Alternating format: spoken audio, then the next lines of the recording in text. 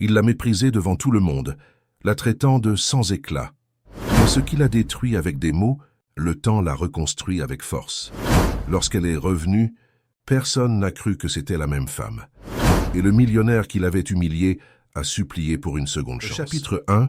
Le dîner final. Au sommet de la tour Montparnasse, au cœur de Paris, le restaurant Le Ciel de Paris arborait sa décoration minimaliste et ses immenses baies vitrées qui révélèrent la métropole illuminée en cette soirée de vendredi.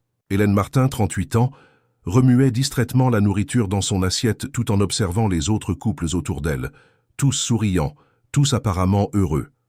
Ce n'était pas son cas, ni celui d'Alexandre Delaroche, son mari depuis 12 ans, assis en face d'elle avec une expression qui mêlait ennui et impatience. Le silence entre eux durait depuis plus de 15 minutes. Hélène sentait le regard d'Alexandre peser sur elle, comme s'il évaluait une marchandise défectueuse. Elle portait une robe bleu marine qu'elle avait achetée spécialement pour l'occasion, après qu'il lui eut mentionné quelques jours plus tôt qu'il devait parler de quelque chose d'important. Elle avait imaginé que ce pourrait être une surprise, peut-être un voyage pour célébrer leur anniversaire de mariage qui approchait, mais l'ambiance était funèbre. « Hélène !» La voix d'Alexandre résonna, ferme, professionnelle. C'était le même ton qu'il utilisait lors des réunions de l'entreprise de construction qu'il dirigeait. « Je vais être direct, car je respecte ton intelligence. Je l'ai toujours respectée. » Elle leva les yeux de son assiette et croisa son regard. Alexandre, à 45 ans, conservait l'apparence d'un homme plus jeune. Résultat d'une routine d'exercice rigoureuse et, elle le soupçonnait, de quelques interventions esthétiques qu'il n'avait jamais admises. Les cheveux grisonnants sur ses tempes lui donnaient un air distingué, qui s'accordait avec son costume italien impeccable. « Je veux le divorce », annonça-t-il comme on annonce la météo. « J'ai déjà parlé à mes avocats. Ce sera le plus discret et le plus rapide possible. » Hélène eut l'impression qu'un abîme s'ouvrait sous ses pieds. Elle posa ses mains sur la table pour retrouver son équilibre, essayant de digérer les mots qu'elle venait d'entendre. La nourriture devant elle, un poisson préparé aux fines herbes qui coûtait l'équivalent d'une semaine de course, lui semblait maintenant une insulte. « Pourquoi ?» fut tout ce qu'elle parvint à dire, sa voix à peine un murmure. Alexandre soupira comme si la question était un inconvénient, un détail bureaucratique à régler. « Nous sommes à des moments différents de nos vies, Hélène. Mon entreprise de construction est maintenant parmi les plus grandes du pays. Je suis invité à des événements internationaux, je fais la couverture des magazines d'affaires. J'ai besoin de quelqu'un qui soit à la hauteur de tout ça. » Hélène sentit son visage brûler.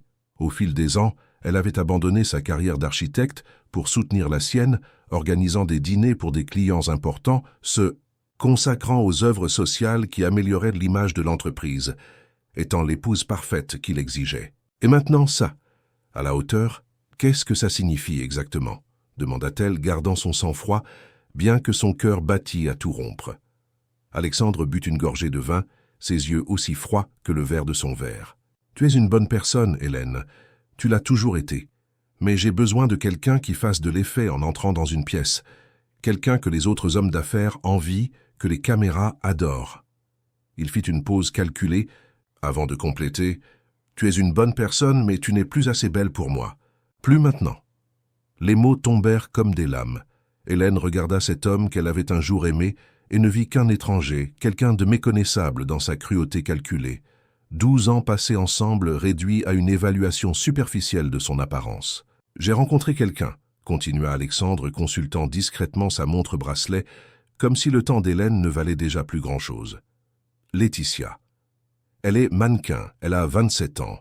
Vous vous croiserez éventuellement dans les cercles sociaux, alors je préfère être transparent. » Hélène pensa au dernier de mois, aux nuits où il rentrait tard, aux parfums différents, aux messages qu'il protégeait par un mot de passe. Tout prenait sens maintenant, comme les pièces d'un puzzle qui formaient une image qu'elle ne voulait pas voir. « Depuis combien de temps ?» demanda-t-elle surprise par la fermeté de sa propre voix. « 6 mois. Mais ça n'a pas d'importance maintenant. » Alexandre fit un geste au serveur, demandant l'addition. « J'ai déjà prévu un appartement pour toi dans le Marais. C'est plus petit que notre maison à Neuilly-sur-Seine, évidemment, mais c'est un bon quartier. Tu pourras y rester jusqu'à ce que tu te réinstalles. » Le serveur apporta l'addition et Alexandre passa sa carte sans regarder le montant. Hélène observa ce geste automatique, pensant au nombre de fois où elle avait assisté à cette scène. Des centaines, peut-être des milliers, des dîners dans des restaurants chers où elle se sentait comme un accessoire, un trophée qui avait maintenant perdu son éclat à ses yeux. « Je ne veux pas de ton appartement », dit-elle lorsqu'ils furent de nouveau seuls. Alexandre haussa les sourcils, sincèrement surpris. C'était la première fois depuis des années qu'elle le contredisait directement. « Ne sois pas orgueilleuse, Hélène. Tu n'as pas travaillé depuis plus de 10 ans. Comment vas-tu subvenir à tes besoins? Ce n'est plus ton problème. » Elle se leva, prenant son sac. « Je vais à la maison chercher mes affaires. J'espère que tu dormiras dans tes bureaux ce soir. » Il eut un sourire condescendant. « Bien sûr, fais comme tu préfères. » Hélène sortit du restaurant en sentant les regards des autres clients. Avait-il l'air d'un couple en crise? Ou bien ressemblait-il à deux étrangers depuis longtemps et elle ne l'avait pas remarqué? Dans l'ascenseur, seule, elle laissa échapper une unique larme. Pas pour Alexandre, mais pour la femme qu'elle avait cessé d'être au fil de ces années. La jeune architecte pleine de rêves et de projets qui, peu à peu, s'était éteinte pour rentrer dans le moule qu'il avait créé. Quand elle arriva à la demeure de Neuilly-sur-Seine, tout semblait différent, comme si elle visitait un musée d'une vie qui n'était plus la sienne. Elle parcourut les immenses pièces, observant les meubles chers et impersonnels choisis par des décorateurs célèbres. Rien là-dedans n'avait sa personnalité, son essence. Dans le dressing plus grand que beaucoup d'appartements, Hélène fit glisser ses doigts sur les robes de créateurs, les chaussures de luxe, les sacs exclusifs, tout choisi pour plaire à Alexandre, pour être le cadre parfait pour lui. Elle ne prit que quelques vêtements de base, des documents personnels et des photographies de sa famille. Elle laissa les bijoux, les cadeaux coûteux. Elle ne voulait rien qui lui rappelle le prix qu'elle avait payé pour cette vie. Alors qu'elle finissait de préparer une petite valise, elle trouva au fond d'un tiroir un vieux carnet de croquis. C'étaient ses projets de l'époque où elle rêvait encore d'avoir son propre cabinet d'architecture.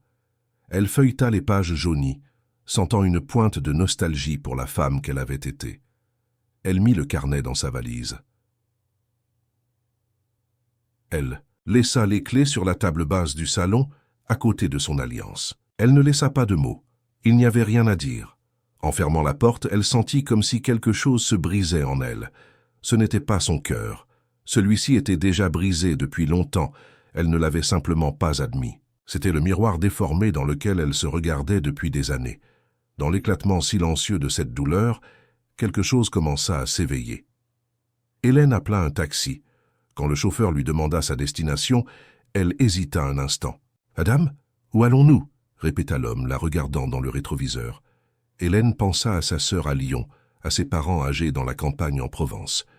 Mais elle ne voulait pas d'explications, de questions, de regards de pitié. Elle avait besoin de temps et d'espace pour se retrouver. « Dans le centre de Paris », répondit-elle finalement, « le quartier latin. Je connais une pension là-bas. » Alors que la voiture s'éloignait du luxueux domaine, Hélène ne regarda en arrière qu'une seule fois. La demeure illuminée ressemblait à une cage dorée dont elle s'échappait enfin. Par la fenêtre du taxi, le ciel de Paris montrait peu d'étoiles visibles à travers la pollution lumineuse. Mais pour Hélène, cette nuit marquait le début de quelque chose, pas la fin. « Nouvelle phase », murmura-t-elle pour elle-même, serrant le carnet de croquis contre sa poitrine. Le chauffeur de taxi la regarda dans le rétroviseur. « Vous disiez quelque chose, madame ?» Hélène sourit légèrement, le premier sourire sincère depuis longtemps. « Non, je pensais juste à voix haute. » Alors que le taxi avançait sur le périphérique en direction du centre-ville, Hélène ressentit un mélange de peur et de liberté. Ce qui l'attendait, elle ne le savait pas. Mais pour la première fois depuis des années, l'avenir même incertain lui semblait appartenir. Chapitre 2. La pension. Les Glycines. La pension. Les Glycines se trouvaient dans une rue étroite du quartier latin, entre des librairies anciennes et des petits restaurants. Le vieil immeuble de 3 étages, avec sa façade jaune délavée et ses grandes fenêtres, contrastait avec les bâtiments modernes qui commençaient à envahir le quartier. Hélène avait connu l'endroit des années auparavant, alors qu'elle était encore étudiante en architecture et avait dû interviewer la propriétaire pour un travail sur les constructions historiques de Paris. Il était presque 11 heures du soir lorsque le taxi s'arrêta devant le petit portail en fer, forgé. Hélène paya la course et resta quelques secondes à regarder la bâtisse. se demandant si Madame Jeanne serait encore là, s'il y aurait encore des chambres disponibles, si ce plan impulsif avait le moindre sens. Elle prit une profonde inspiration et sonna. Après quelques instants, une lumière s'alluma dans le hall d'entrée et une silhouette apparut derrière la porte vitrée. Quand la porte s'ouvrit, Hélène se retrouva face à une femme noire aux cheveux blancs attachés en chignon, vêtue d'une simple robe en coton imprimée de fleurs jaunes. Oui, la voix était calme, avec un léger accent du Sud. « Madame Jeanne ?» demanda Hélène hésitante. « Je ne sais pas si vous vous souvenez de moi. Je suis venue ici il y a de nombreuses années pour un travail de la faculté d'architecture. » La dame inclina légèrement la tête, examinant le visage d'Hélène pendant quelques secondes. Puis un sourire illumina ses traits. Hélène, la jeune fille qui voulait tout savoir sur les escaliers en bois, n'est-ce pas? Entrez, entrez. Surprise d'être reconnue après si longtemps, Hélène franchit le portail portant son unique valise. Le petit jardin, mais bien entretenu, présentait des glycines miniatures, plantées dans des pots colorés, créant un chemin jusqu'à l'entrée principale. « Excusez-moi d'arriver comme ça, si tard et sans prévenir », dit Hélène, en suivant Madame Jeanne dans le couloir éclairé par des lumières jaunâtres. « J'ai besoin d'un endroit où rester pour quelque temps. » Madame Jeanne ne posa pas de questions. Elle hocha simplement la tête, comme si elle comprenait parfaitement le non-dit dans les paroles d'Hélène.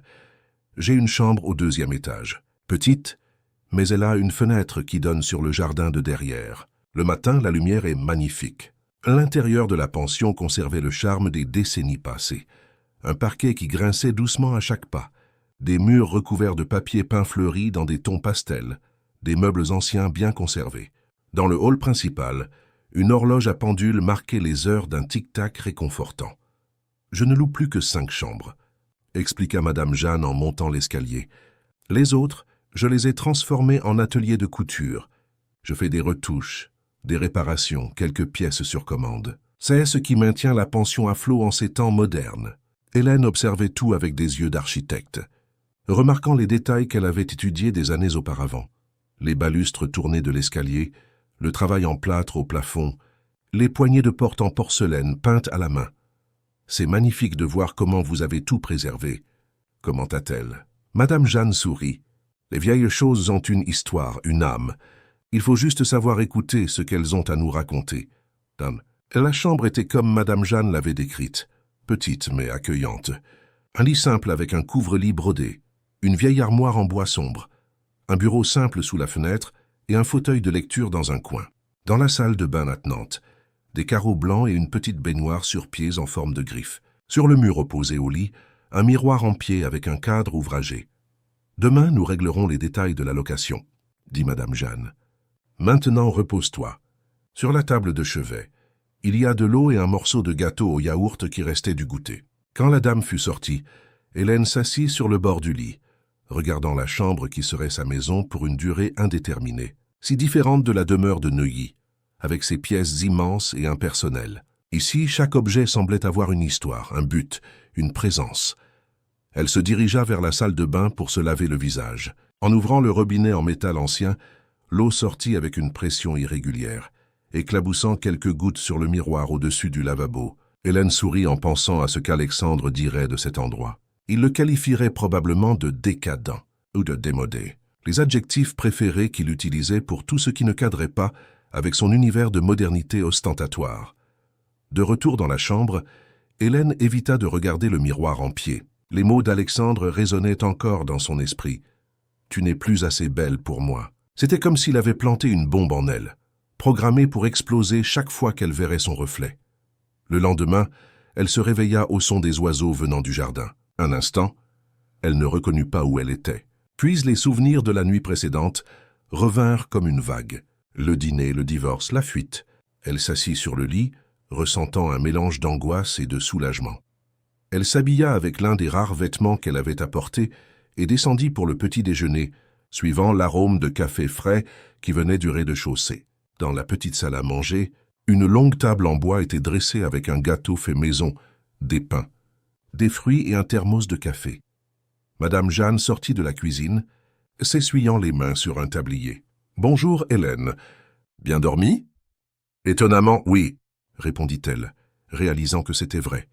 Malgré tout, elle avait dormi profondément, sans les cauchemars ou les insomnies qui la tourmentaient depuis des mois. Pendant qu'elles prenaient leur café ensemble, Madame Jeanne parla des autres pensionnaires.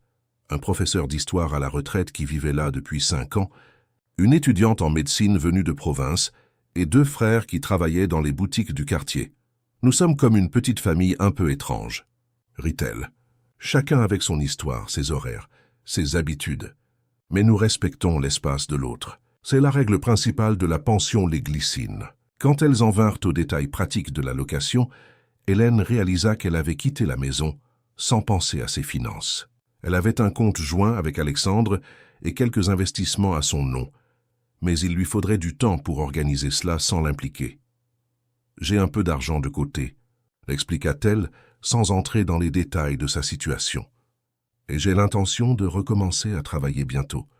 Je suis architecte, ou du moins je l'étais. » Madame Jeanne l'observa par-dessus les lunettes de lecture qu'elle utilisait pour noter les montants dans un vieux cahier. « Architecte, c'est intéressant. Vous savez, le toit de la dépendance au fond du jardin a besoin de réparation, et j'ai toujours pensé à transformer cet espace en un lieu commun pour les pensionnaires, avec plus de lumière naturelle. Si vous pouviez m'aider avec ça, nous pourrions négocier le prix du loyer. » Hélène sentit quelque chose s'allumer en elle. C'était la première fois depuis des années que quelqu'un s'intéressait à ses compétences professionnelles et non seulement à sa fonction d'épouse d'un homme important. « J'adorerais aider, » répondit-elle avec sincérité. Cet après-midi-là, en montant dans sa chambre après avoir mieux connu la pension et ses autres habitants, Hélène eut un sursaut. En ouvrant la porte, elle trouva le miroir en pied par terre, brisé. Le cadre ancien s'était détaché du mur, probablement à cause de l'humidité qui affectait la structure du bâtiment. Madame Jeanne apparut peu après, alarmée par le bruit de la chute. « Oh mon Dieu, vous allez bien? Vous ne vous êtes pas blessé ?» Hélène regardait les éclats de verre éparpillés sur le sol, ressentant une étrange sensation de soulagement. « Je vais bien. Je n'étais pas dans la chambre quand il est tombé. » Quelle frayeur! Ce miroir était là depuis que ma mère a acheté cette maison dans les années 50. Madame Jeanne entra, faisant attention à ne pas marcher sur les fragments de verre. « Je vais vous en trouver un autre. »« Que ce n'est pas la peine, » dit Hélène, surprise par la fermeté de sa propre voix. « Je préfère rester sans miroir pour l'instant. » Madame Jeanne la regarda avec curiosité, mais ne posa pas de questions. Elle aida simplement à nettoyer les débris, en préservant le cadre ancien qui avait résisté à la chute. « Je vais garder le cadre. »« Qui sait, un jour vous changerez peut-être d'avis, » commenta la dame en sortant avec les restes du miroir. De nouveau seule, Hélène regarda l'espace vide sur le mur où se trouvait auparavant le miroir. Elle se sentit comme si un poids avait été enlevé. Pendant des années, elle s'était vue à travers les yeux d'Alexandre, se mesurant à l'aune du standard inatteignable qu'il établissait. Peut-être avait-elle besoin d'un temps sans se voir, sans se juger, pour réussir à reconstruire l'image qu'elle avait d'elle-même. Elle ouvrit la fenêtre de la chambre, laissant entrer la brise tiède de Paris. Dehors, la ville continuait son rythme frénétique. Dans le jardin de la pension, un colibri visitait les fleurs des glycines miniatures. Hélène observa le petit oiseau, sa capacité à rester en vol stationnaire, à changer de direction rapidement, à s'adapter. Elle prit le carnet de croquis qu'elle avait apporté et s'assit au bureau sous la fenêtre. Elle ouvrit une page blanche et pour la première fois depuis plus d'une décennie, commença à dessiner sans pression, sans attente, laissant simplement sa main glisser sur le papier. Ce qui apparut ne fut pas un projet architectural, mais le portrait du colibri dans le jardin. Imparfait, imprécis, mais authentique. C'était un début, un petit pas sur un long chemin de redécouverte. Pendant ce temps, à des kilomètres de là, dans un bureau luxueux au dernier étage d'un gratte-ciel de la Défense, Alexandre de la Roche vérifiait son téléphone pour la 10e fois de l'heure. Aucun message, aucun appel d'Hélène. Il s'était attendu à des supplications, des demandes de réconciliation, peut-être même des menaces. Son silence le déconcertait plus que n'importe quelle réaction. « Monsieur de la Roche ?» Sa secrétaire interrompit ses pensées. « Mademoiselle Laetitia est sur la ligne 2. » Il ajusta sa cravate et reprit sa posture d'homme d'affaires prospère, d'homme qui obtenait toujours ce qu'il voulait. Après tout, c'était ce qu'il était. Il n'y avait pas de place pour les doutes ou les regrets dans sa vie parfaitement planifiée. Chapitre 10. 3 renaissances en couleur. 3 semaines s'étaient écoulées depuis qu'Hélène s'était installée à la pension Les Glycines. La petite chambre ne lui semblait plus si étrange. Elle avait transformé le bureau en une table de travail où elle étalait ses dessins et ses projets. Sur l'espace vide du mur, où se trouvait autrefois le miroir, il y avait maintenant un panneau de liège où elle épinglait des idées, des croquis et de petites aquarelles qu'elle avait commencé à peindre. Les jours prirent une routine confortable. Le matin, elle aidait Madame Jeanne avec le café. L'après-midi, elle travaillait sur les projets de rénovation de la dépendance de la pension. Le soir, elle dînait avec les autres pensionnaires à la longue table de la salle à manger, écoutant les histoires de Monsieur Antoine, le professeur à la retraite, ou les aventures hospitalières de Marianne, l'étudiante en médecine. Elle avait fait le nécessaire pour garantir son indépendance financière. Elle avait réussi à accéder à son compte personnel, où elle gardait une petite réserve qu'Alexandre ignorait. Une précaution qu'elle avait prise des années auparavant, inspirée par une amie qui avait traversé un divorce difficile. Ce n'était pas beaucoup, mais cela lui permettrait de tenir quelques mois pendant qu'elle réorganisait sa vie. Les avocats d'Alexandre l'avaient contacté, en voyant les papiers du divorce à la pension. Hélène fut surprise qu'il ait découvert si vite où elle se trouvait. Mais Paris, malgré sa taille, pouvait être une petite ville dans certains cercles sociaux. Elle signa les documents sans rien contester. Elle ne voulait pas de querelle pour des biens matériels. Elle ne voulait rien qui la relie à cette vie antérieure. Ce samedi matin-là, alors qu'elle prenait son café dans le jardin de derrière, Madame Jeanne s'approcha avec une enveloppe à la main. « C'est arrivé pour vous. » Ça a l'air officiel. Hélène reconnut le timbre du cabinet d'avocat dans le coin de l'enveloppe, probablement d'autres papiers du divorce. Elle la posa de côté sans l'ouvrir. « Vous n'allez pas voir ce que c'est ?» demanda Madame Jeanne en s'asseyant à la table. Plus tard, Hélène eut un léger sourire. « Aujourd'hui, je veux vous montrer le projet final pour la rénovation de cet espace. Je pense avoir réussi à résoudre ce problème d'infiltration sans trop toucher à la structure d'origine. » Madame Jeanne observa Hélène avec cette expression de quelqu'un qui voit au-delà des mots. Depuis l'arrivée de l'architecte, la dame avait adopté une posture de mentor silencieux, n'envahissant jamais ses espaces émotionnels, mais offrant toujours de petites leçons par l'exemple. « Vous savez, » commença Madame Jeanne en regardant les fleurs du jardin, « ces plantes ont besoin de nouvelles terres de temps en temps. Elles stagnent, arrêtent de pousser, mais quand elles reçoivent des nutriments différents, elles fleurissent de manière que l'on n'imaginait même pas possible. » Hélène sourit, comprenant la métaphore. Ces dernières semaines, elle se sentait exactement comme ça, comme une plante recevant des nutriments différents après des années de stagnation. « J'ai passé tellement de temps à être ce qu'il voulait que j'ai oublié qui j'étais, » confessa-t-elle, regardant ses propres mains qui avaient maintenant de petites taches de peinture. « C'est étrange, Madame Jeanne. J'ai l'impression de rencontrer une nouvelle personne chaque jour en me réveillant. » La dame sourit. « C'est une bonne chose. Ça signifie que vous êtes vivante.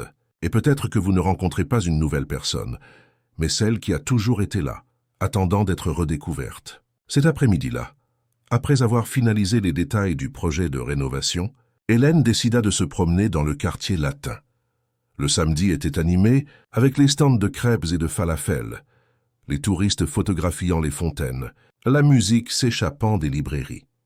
Elle s'arrêta devant une petite boutique de matériel d'art. Dans la vitrine, des pinceaux de toute taille, des toiles blanches, des tubes de peinture colorés parfaitement alignés. Sans trop réfléchir, elle entra. L'odeur de peinture et de papier neuf l'enveloppa comme une étreinte familière. « Je peux vous aider ?» demanda un monsieur d'apparence douce derrière le comptoir. « Je ne fais que regarder. » répondit Hélène, parcourant du bout des doigts une rangée de pinceaux en poils de martre. « Vous peignez » demanda l'homme, remarquant son intérêt. Hélène hésita. « Je peignais. À la faculté. Il y a très longtemps. »« Ah, mais c'est comme le vélo, » sourit-il. « Le corps n'oublie pas. » Elle sortit de la boutique avec un sac contenant des peintures acryliques, des pinceaux, une palette et 3 petites toiles. Un investissement modeste, comparé aux dépenses qu'elle avait dans sa vie antérieure, mais qui représentait quelque chose de bien plus précieux, un retour à ses racines créatives. En arrivant à la pension, elle trouva Monsieur Antoine dans le hall d'entrée, feuilletant un vieux livre d'histoire de France. « Tiens donc, l'architecte est devenu peintre », plaisanta-t-il en voyant le sac avec le logo de la boutique. « Juste un hobby », répondit-elle, légèrement embarrassée. « Pour passer le temps. » Ah, pas un hobby, dit le professeur en ajustant ses lunettes de lecture. L'art est une nécessité, pas un passe-temps. L'être humain dessine sur les murs depuis les grottes parce qu'il avait besoin de s'exprimer, de raconter son histoire. Si vous ressentez l'envie de peindre, ce n'est pas un hobby, c'est une vocation. Hélène monta dans sa chambre en pensant aux mots du professeur. Elle posa les toiles sur la table, organisa les pinceaux, ouvrit les peintures. Elle resta quelques minutes à simplement regarder la toile blanche, intimidée par sa pureté intacte. Que peindre? Elle n'avait pas d'idée claire. Elle commença à mélanger les couleurs, laissant sa main la guider sans plan défini. Des bleus profonds, des violets, un peu de noir. Les couleurs se mêlaient sur la toile, formant quelque chose qui ressemblait à une tempête, un tourbillon d'émotions sans forme définie. Elle travailla pendant des heures, perdant la notion du temps. Quand elle s'éloigna enfin pour observer le résultat, elle vit non seulement une peinture abstraite, mais une carte de son état émotionnel, chaotique, intense, mais avec de petits points de lumière émergeant de l'obscurité. Les semaines suivantes apportèrent d'autres peintures. Hélène établit une routine. Le matin, elle travaillait sur les projets de la pension, qui incluaient désormais non seulement la dépendance, mais aussi des améliorations dans la cuisine et les chambres. L'après-midi, elle peignait, laissant couler sur la toile tout ce qu'elle ne parvenait pas à exprimer par des mots. Ces peintures commencèrent à attirer l'attention des autres pensionnaires. Marianne, l'étudiante en médecine, fut la première à demander à voir son travail et finit par acheter une petite toile pour décorer sa chambre. Puis vinrent les frères Dubois, qui géraient une épicerie fine dans la rue principale et suggérèrent qu'elle expose quelques œuvres dans la vitrine de leur établissement. Un dimanche, alors qu'elle peignait dans le jardin, Madame Jeanne s'approcha avec une tasse de thé. « J'ai un espace vide au rez-de-chaussée », commenta-t-elle nonchalamment, observant Hélène travailler sur une nouvelle toile. « J'allais le transformer en une autre chambre, mais je pense que ce serait mieux comme un atelier. Il y a une bonne lumière naturelle. » Hélène arrêta de peindre, regardant la dame avec surprise. « Un atelier? J'ai pour que vous puissiez travailler avec plus d'espace. Et peut-être donner des cours, qui sait? Il y a beaucoup de gens dans le quartier qui seraient intéressés. » L'idée d'avoir un espace propre pour créer et éventuellement partager ses connaissances fit s'agiter quelque chose dans la poitrine d'Hélène. Une sensation presque oubliée d'enthousiasme, de possibilité. « Ce serait merveilleux, Madame Jeanne, mais je ne peux pas accepter sans payer un loyer juste. » La dame fit un geste dédaigneux de la main. « Nous en reparlerons plus tard. D'abord, je veux voir cet espace transformé. Il est vide depuis des années. Il accumule la poussière. Il mérite de la vie, des couleurs. » La même semaine, Hélène commença à transformer l'ancien débarras du rez-de-chaussée en un petit atelier. Elle nettoya, peignit les murs en blanc, profita des meubles anciens de la pension pour créer des établis. Les frères Dubois l'aidèrent à installer des étagères et M. Antoine lui donna une bibliothèque qu'il n'utilisait plus. L'inauguration de l'atelier des glycines, comme l'avait baptisé Madame Jeanne, eut lieu un samedi après-midi avec un petit cocktail pour les habitants de la pension et quelques voisins du quartier. Hélène exposa ses œuvres récentes. Elles étaient déjà plus de 20, variant entre des paysages urbains de Paris, des portraits abstraits et des scènes du quotidien de la pension. Parmi les toiles, il y en avait une en particulier qui attirait les regards et les commentaires. Elle montrait une figure féminine de dos, observant une ville illuminée la nuit. La femme semblait à la fois faire partie du paysage et en être séparée, comme si elle était dans un entre-deux mondes. Hélène l'avait intitulée « Silence partagé ». Celle-ci est puissante, commenta M. Antoine en ajustant ses lunettes pour mieux examiner l'œuvre. Il y a quelque chose de Hopper ici, dans la solitude urbaine, mais avec une palette plus européenne. D'autres visiteurs furent également attirés par la peinture. Une dame élégante, amie de Madame Jeanne, demanda si elle était à vendre. « Toutes le sont », répondit Hélène, encore peu habituée à l'idée de commercialiser son art. « Il faut établir des prix », murmura Marianne, qui s'était autoproclamée assistante informelle de l'atelier. « Vous ne pouvez pas simplement dire « peu importe le prix ». À la fin de l'après-midi, à la surprise d'Hélène, elle avait vendu 7 peintures et reçu des commandes pour 3 autres. 4 personnes s'étaient également montrées intéressées par des cours de peinture, prêtes à payer pour ce qu'elles appelaient une approche sensible et technique. Quand tout le monde fut parti et qu'Hélène rangeait l'atelier, elle s'assit devant la toile « Silence partagé » qu'elle avait décidé de ne pas vendre. Il y avait quelque chose dans cette image qui représentait son parcours actuel. La femme de dos à l'observateur, regardant vers un avenir inconnu, invisible aux yeux des autres personnages de la scène, mais pleinement présente dans sa propre existence. Madame Jeanne entra dans l'atelier, apportant 2 verres de vin. « Pour célébrer » dit-elle en en tendant un à Hélène. « Votre nouveau départ. » Elles s'assirent ensemble, contemplant la toile. « Vous savez qu'il vous a cherché » commenta Madame Jeanne après un long silence. Hélène se tourna, surprise. « Alexandre. » La dame acquiesça. « s'appelait la pension la semaine dernière. Il voulait savoir comment vous alliez, si vous aviez besoin de quelque chose. » Hélène sentit son estomac se nouer.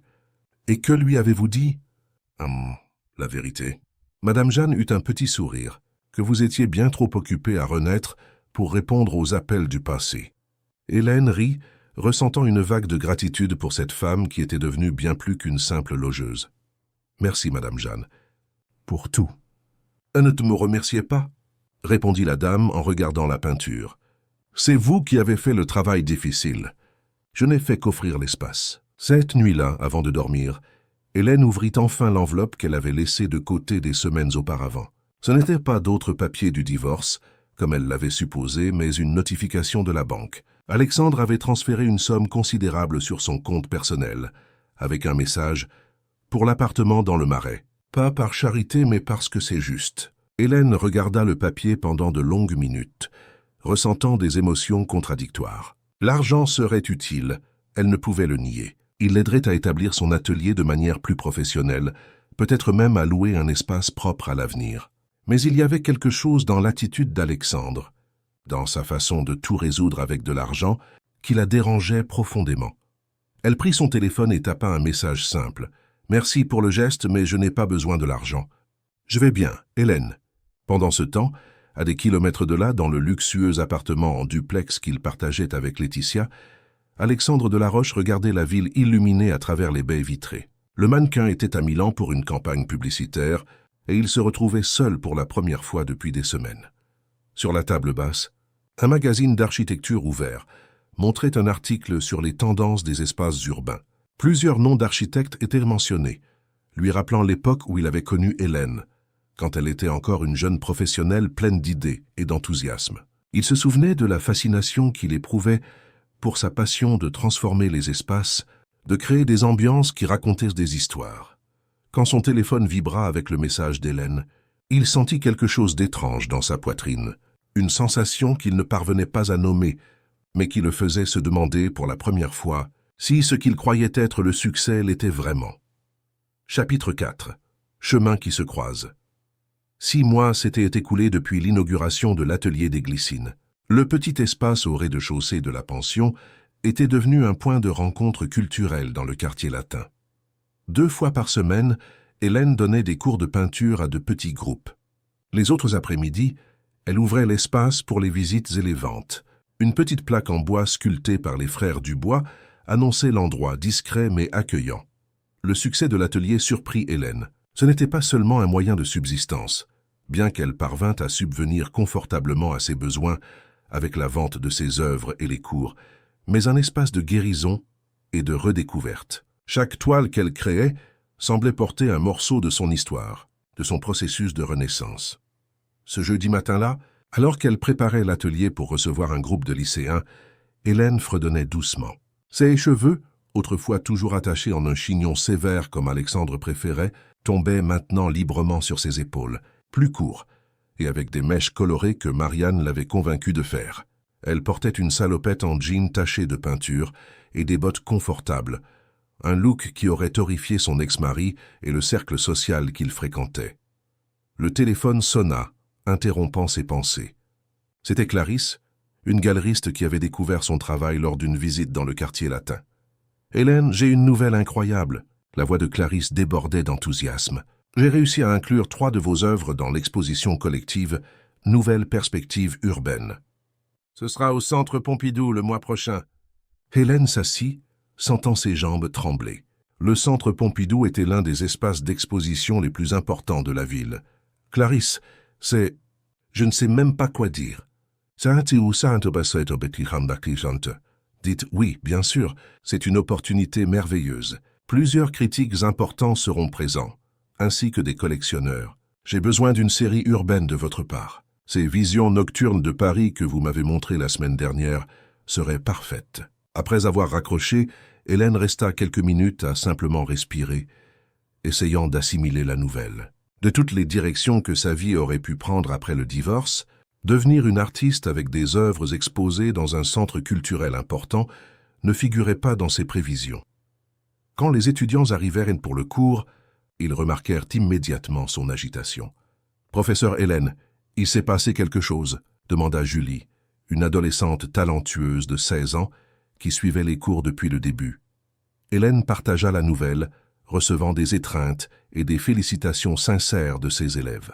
En organisant le matériel pour le cours, elle pensa à la façon dont sa vie s'était transformée. Elle était entourée de personnes qui valorisaient son travail, son essence, pas son apparence ou son statut social. Des personnes qui célébraient ses réussites comme si c'était les leurs. Pendant ce temps, dans le bureau principal de Delaroche Construction, au 30e étage d'un immeuble de La Défense, Alexandre fixait son ordinateur avec une expression tendue. Les chiffres à l'écran n'étaient pas encourageants. Le scandale qui avait éclaté autour de l'un de ses principaux projets, un complexe de luxe en banlieue parisienne, construit sur une zone protégée, avait sérieusement affecté ses affaires. Plusieurs investisseurs se retiraient, préoccupés par les retombées négatives. Sa secrétaire entra après avoir frappé discrètement à la porte. « Monsieur Delaroche, la réunion avec le conseil a été avancée à 14 heures. Et Monsieur Nogueira de la Fondation culturelle a de nouveau appelé au sujet de la vente aux enchères caritatives. Il a besoin d'une confirmation d'ici demain. » Alexandre soupira, passant la main dans ses cheveux maintenant entièrement gris. La vente aux enchères caritatives était une idée de son conseiller en communication pour aider à redorer l'image de l'entreprise. Une soirée de gala, avec des œuvres d'artistes français mises aux enchères pour une cause socio-environnementale. Le genre d'événement que la haute société parisienne adorait, une occasion d'afficher sa richesse tout en feignant de se préoccuper de nobles causes. Dites à Nogueira que je confirme, et demandez à Renato de préparer un dossier complet sur les artistes participants. Je veux savoir exactement ce que nous exposerons. La secrétaire acquiesça et sortit. Alexandre reporta son attention sur les documents étalés sur son bureau. Parmi eux, une enveloppe Kraft contenait les papiers finaux du divorce, déjà signés par Hélène et par lui. C'était officiel depuis 2 mois, mais il ne s'était toujours pas habitué à l'idée. Sa relation avec Laetitia s'était considérablement refroidie. La différence d'âge, qui au début semblait excitante, créait maintenant un fossé entre leurs intérêts et leur vision du monde. Elle passait plus de temps à voyager pour le travail qu'à Paris. Et quand elle était en ville, elle préférait la compagnie d'amis de l'industrie de la mode aux événements d'affaires. Le téléphone sonna de nouveau. C'était Renato, son conseiller. « Alexandre, nous avons un problème avec la vente aux enchères. 2 artistes ont renoncé à participer après avoir appris que Delaroche Construction serait impliqué. Ils ont cité le scandale environnemental. Alexandre sentit la colère monter. Tut, trouvez des remplaçants. Offrez plus. Chaque artiste a son prix. Nous essayons déjà. Clarisse Mendonça, de la galerie Perspective, a suggéré quelques noms émergents qui pourraient ajouter de la valeur à l'événement. Je vous envoie leur portfolio pour que vous y jetiez un œil. Quelques minutes plus tard, Alexandre recevait un email avec des liens vers le travail de plusieurs artistes. Il l'ouvrit sans intérêt, parcourant rapidement les images. Tout lui semblait pareil, de l'art contemporain sans âme que les critiques adoraient encenser. Jusqu'à ce qu'une peinture spécifique attire son attention. C'était une vue nocturne de Paris, mais pas l'image de carte postale habituelle. Elle montrait la ville sous un angle inhabituel, depuis une fenêtre d'un vieux quartier. Le jeu de lumière et d'ombre créait une atmosphère de solitude partagée avec des millions d'habitants invisibles. Il y avait quelque chose de profondément familier dans cette vision, quelque chose qui toucha Alexandre, d'une manière qu'il n'avait pas ressentie depuis longtemps. Il cliqua pour voir d'autres œuvres du même artiste et ressentit un choc en lisant le nom. Hélène Martin. Son ex-femme, la femme qu'il avait rejetée parce qu'elle n'était plus assez belle pour l'accompagner dans son ascension sociale. Il parcourut les images, incrédule. Il y avait au moins 20 œuvres, toutes d'une intensité émotionnelle qui le perturba. Hélène avait toujours bien dessiné, il le savait, mais ce qu'il voyait maintenant allait bien au-delà du talent technique. Il y avait une âme dans ses peintures. Il y avait de la vérité. La dernière image montrait une exposition dans un petit atelier. Hélène apparaissait à côté de ses œuvres, souriante, entourée de personnes qui la regardaient avec admiration. Elle était différente, les cheveux plus courts, des vêtements simples mais élégants, une posture confiante qu'il ne reconnaissait pas. Plus que ça, il y avait une lumière sur son visage qu'il n'avait jamais remarquée pendant leurs années de mariage. Une beauté qui venait de l'intérieur, d'une source qu'il n'avait jamais valorisée. « Renato », appela-t-il par l'interphone, « trouvez les coordonnées de cet artiste, Hélène Martin. Je veux ses œuvres à la vente aux enchères. » 2 jours plus tard, Hélène recevait un email du service de communication de Delaroche Construction, l'invitant à participer à la vente aux enchères caritatives avec 3 œuvres, pour le montant qu'elle fixerait. L'email était formel, sans aucune mention de son passé avec Alexandre, comme s'ils étaient de parfaits inconnus. Hélène montra l'email à Madame Jeanne en prenant le thé dans le jardin. « Qu'en pensez-vous » demanda-t-elle sincèrement indécise. La dame but une gorgée de thé avant de répondre. « Que ressentez-vous à l'idée de participer » Hélène réfléchit. « Une partie de moi veut refuser immédiatement. Une autre partie pense que ce serait une façon de lui montrer que je vais bien, que j'ai tourné la page. Et il y a aussi le côté pratique. La visibilité serait bonne pour ma carrière. » « Et qu'est-ce qui pèse le plus ?»« Je ne sais pas. » Hélène soupira. « C'est peut-être stupide, mais j'ai l'impression que refuser serait lui donner trop d'importance, comme s'il avait encore du pouvoir sur mes décisions. » Madame Jeanne sourit légèrement. « Vous savez ce que nous faisons avec les plantes qui poussent de travers par manque de soleil? Nous ne les arrachons pas. Nous leur donnons un tuteur. Nous leur offrons de la lumière, nous les laissons retrouver leur chemin. Parfois, les plus malmenés donnent les plus belles fleurs. » Hélène comprit le message. Elle répondit à l'email, en acceptant de participer à la vente aux enchères, mais à une condition. Elle ne participerait pas à la soirée de gala. Elle enverrait seulement les œuvres. Le jour de la vente, le salon de réception de l'hôtel Plaza Athénée était décoré avec une élégance minimaliste. L'élite parisienne circulait entre les coupes de champagne et les petits canapés, examinant les œuvres exposées avant le début des enchères. La cause bénéficiaire, un projet de reforestation en Île-de-France, servait de toile de fond au véritable objectif de la soirée, voir et être vu. Alexandre circulait parmi les invités, accompagné de son conseiller. Laetitia avait annulé sa présence à la dernière minute, prétextant un engagement imprévu à Paris. Il feignait de ne pas s'en soucier, gardant son sourire social parfaitement répété. Les œuvres d'Hélène Martin sont arrivées cet après-midi, l'informa Renato, le guidant vers un espace sur le mur principal. Elles ont été mises en valeur comme vous l'aviez demandé. 3 peintures étaient exposées côte à côte. La première montrait la vue nocturne de Paris, qui avait initialement attiré l'attention d'Alexandre. La deuxième était un portrait abstrait d'une femme fragmentée en de multiples reflets, comme vue à travers un miroir brisé. La troisième, et la plus percutante intitulée « Silence partagé », montrait la figure féminine de dos qui était devenue une sorte de signature d'Hélène. Alexandre s'arrêta devant les œuvres, ressentant quelque chose d'étrange dans sa poitrine. Un mélange d'admiration et de remords qu'il ne parvenait pas à nommer. Elle ne viendra pas. Commenta Renato en consultant sa liste de confirmation.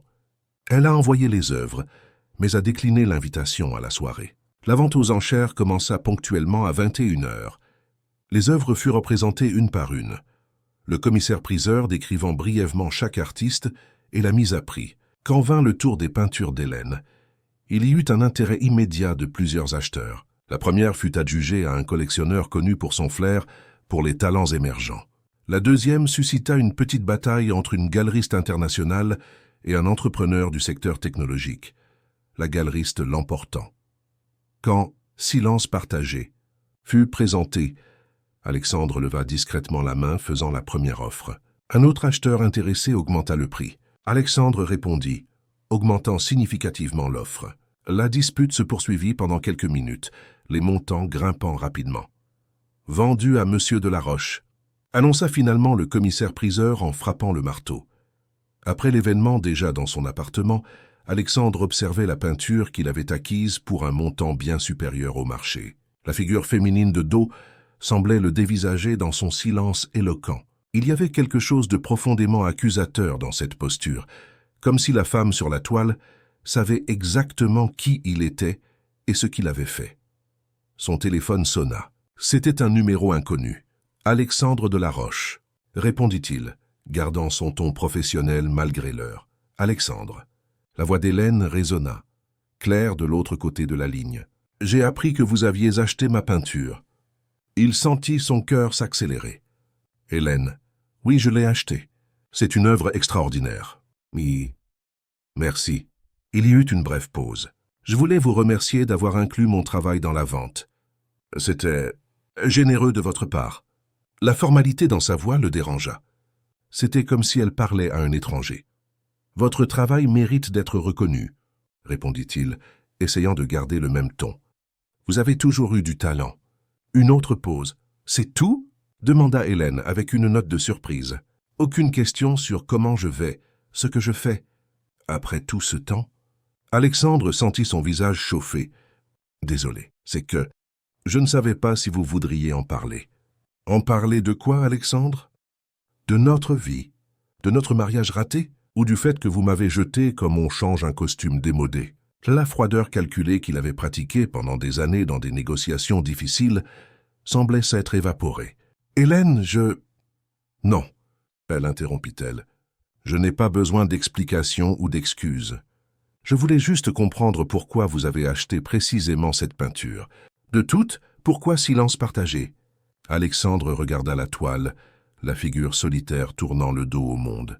« Parce qu'elle m'a fait ressentir quelque chose, » admit-il finalement. « Quelque chose que je n'avais pas ressenti depuis très longtemps. » Le silence de l'autre côté de la ligne dura quelques secondes qui parurent une éternité. « Bonne nuit, Alexandre, » dit Hélène finalement. « J'espère que la peinture vous tiendra compagnie. » Avant qu'il ne puisse répondre, elle avait déjà raccroché. Alexandre resta à regarder le téléphone muet dans sa main, puis la peinture sur le mur. Pour la première fois depuis des années, il se sentit véritablement seul. Chapitre 5. Reflet du passé. L'exposition « Nouvelles perspectives urbaines » au Centre Pompidou fut un tournant dans la carrière émergente d'Hélène. Ces 3 tableaux, placés sur un mur privilégié de la galerie principale, attirèrent l'attention des critiques et des visiteurs. Le journal Le Monde publia une critique élogieuse, soulignant la profondeur émotionnelle et la perspective unique de son travail. Un magazine spécialisé en art l'inclut dans une liste des 10 artistes émergents à suivre. Ce dimanche matin-là, 2 semaines après l'ouverture de l'exposition, Hélène se promenait dans le jardin du Luxembourg, profitant d'un rare moment de solitude. Le succès récent la laissait dans un curieux état de joie et d'appréhension. Les ventes augmentaient, les commandes aussi, et Clarisse parlait déjà d'une exposition personnelle pour l'année suivante. Son téléphone vibra dans sa poche. C'était Marianne, qui lui envoyait des photos de l'atelier où se déroulait un atelier spécial pour enfants. Hélène sourit en voyant les petits peintres concentrés sur leurs toiles colorées. Elle avait délégué plus de responsabilités à la jeune étudiante, qui travaillait désormais officiellement comme son assistante le week-end. Marchant sans se presser, Hélène réfléchissait au changement de la dernière année. D'épouses trophées rejetées à artistes respectés. De l'ombre de quelqu'un à protagoniste de sa propre histoire. Cela n'avait pas été facile, mais chaque étape de ce parcours semblait nécessaire pour arriver là où elle était. Elle s'approcha du grand bassin, observant les voiliers miniatures que les enfants poussaient avec des bâtons. Elle s'assit sur une des chaises en métal sous un marronnier et ferma les yeux, sentant le soleil filtré par les feuilles caresser son visage. Pour la première fois depuis longtemps, elle se sentait véritablement en paix. « Hélène ?» La voix familière lui fit ouvrir les yeux. Devant elle, vêtue d'une tenue de sport et semblant aussi surpris qu'elle, se tenait Alexandre. Alexandre. Son nom sortit comme une constatation, sans émotion apparente. Il hésita, clairement incertain de la marche à suivre. « Je peux m'asseoir » Hélène indiqua la chaise vide à côté d'elle. Ils restèrent en silence quelques instants, observant le bassin. « Je suis venu voir ton exposition hier, » dit-il finalement, « au Centre Pompidou. C'est impressionnant. »« Merci, » répondit Hélène, gardant une voix neutre. « Je ne savais pas que tu avais autant de talent pour la peinture. Je veux dire, je savais que tu dessinais bien, mais c'est différent. C'est puissant. » Hélène l'étudia discrètement.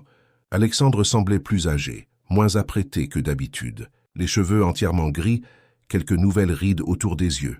Mais ce qui la surprit le plus fut l'absence de cette arrogance qui l'accompagnait toujours comme une seconde peau. Les gens changent, commenta-t-elle. Ou peut-être révèlent-ils simplement qui ils ont toujours été, quand les circonstances le permettent. Alexandre acquiesça regardant ses propres mains. Je suppose que oui. Un autre silence moins tendu que le premier. Comment vas-tu? Demanda-t-il, semblant sincèrement intéressé.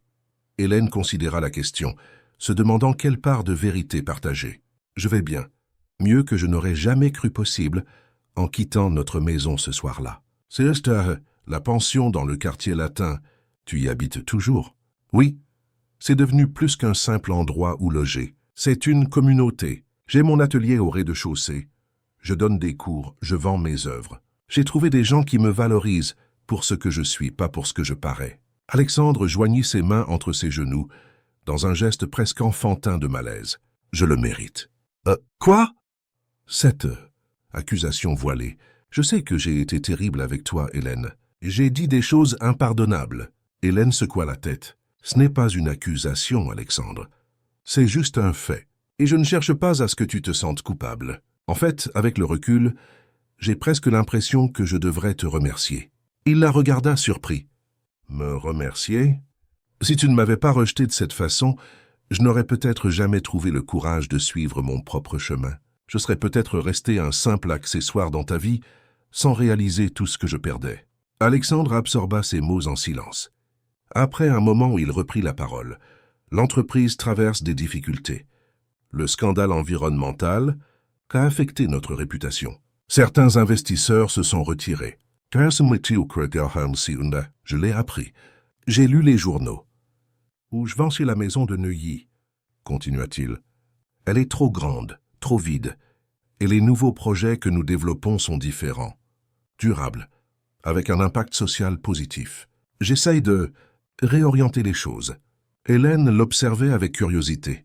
Il y avait une vulnérabilité chez Alexandre qu'elle n'avait jamais vue auparavant. Une ouverture qui semblait presque douloureuse pour quelqu'un d'aussi habitué à projeter la force et le contrôle. « Et Laetitia » demanda-t-elle presque sans réfléchir. Une ombre passa sur son visage. « C'est fini depuis 3 mois. Elle est à Milan maintenant, avec un DJ célèbre ou quelque chose comme ça. » Hélène acquiesça sans montrer de surprise. « Je suis désolé. Ne le sois pas. C'était mieux ainsi. J'ai réalisé que je répétais des schémas, que je cherchais des relations basées sur les apparences, pas sur de vraies connexions. » Un silence pensif s'installa entre eux. Au loin, un groupe d'enfants courait après des bulles de savon, leur rire résonnant dans le jardin. « Ta peinture, » t'a dit Alexandre soudainement, « celle que j'ai achetée à la vente aux enchères. » Silence partagé. « Elle est sur le mur principal de mon salon. C'est la première chose que je vois en me réveillant, la dernière avant de dormir. » Hélène sentit un étrange frisson parcourir sa colonne vertébrale. « Et que vois-tu quand tu la regardes? »« Tout ce que j'ai perdu, » répondit-il simplement. « Tout ce que je n'ai jamais su apprécier. » L'honnêteté crue de ces mots la prit au dépourvu. Un bref instant, Hélène revit le jeune homme dont elle était tombée amoureuse des décennies plus tôt, avant que l'ambition et la superficialité ne consument ce qu'il y avait de vrai en lui. « J'ai trouvé certaines de tes affaires, » continua-t-il. « Dans la maison, en organisant la vente, un journal intime, quelques lettres que tu n'as jamais envoyées. » Hélène sentit son visage chauffer. « Ah, tu les as lues ?» Il acquiesça, l'air grave.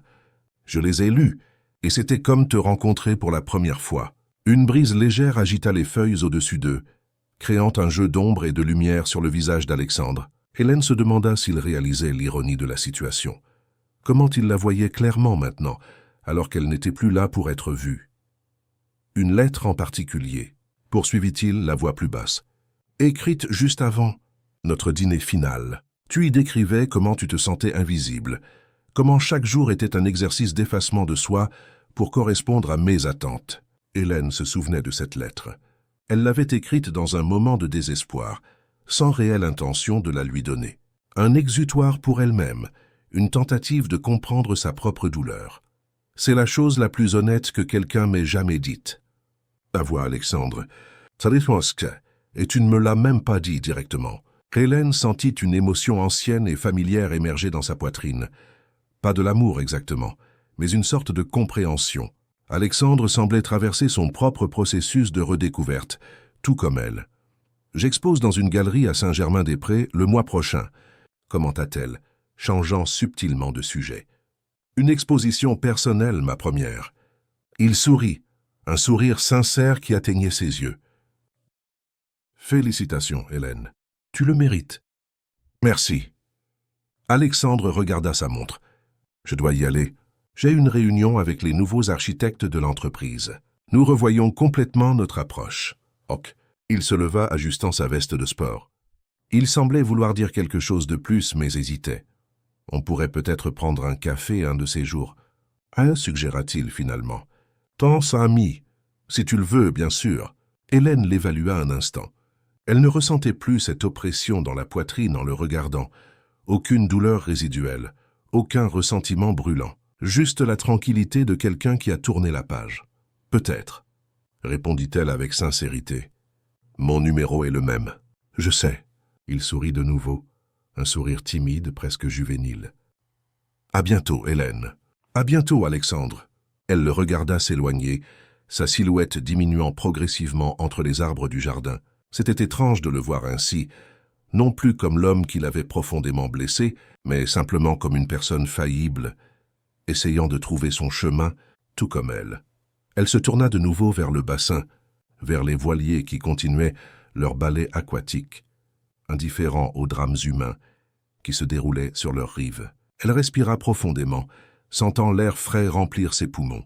Cette rencontre inattendue l'avait troublée, mais pas de la manière qu'elle aurait imaginée. Elle ne ressentait pas cette ancienne vulnérabilité, ce besoin désespéré d'approbation. C'était juste un chapitre clos de sa vie, revisité brièvement sans le pouvoir d'ébranler sa nouvelle stabilité.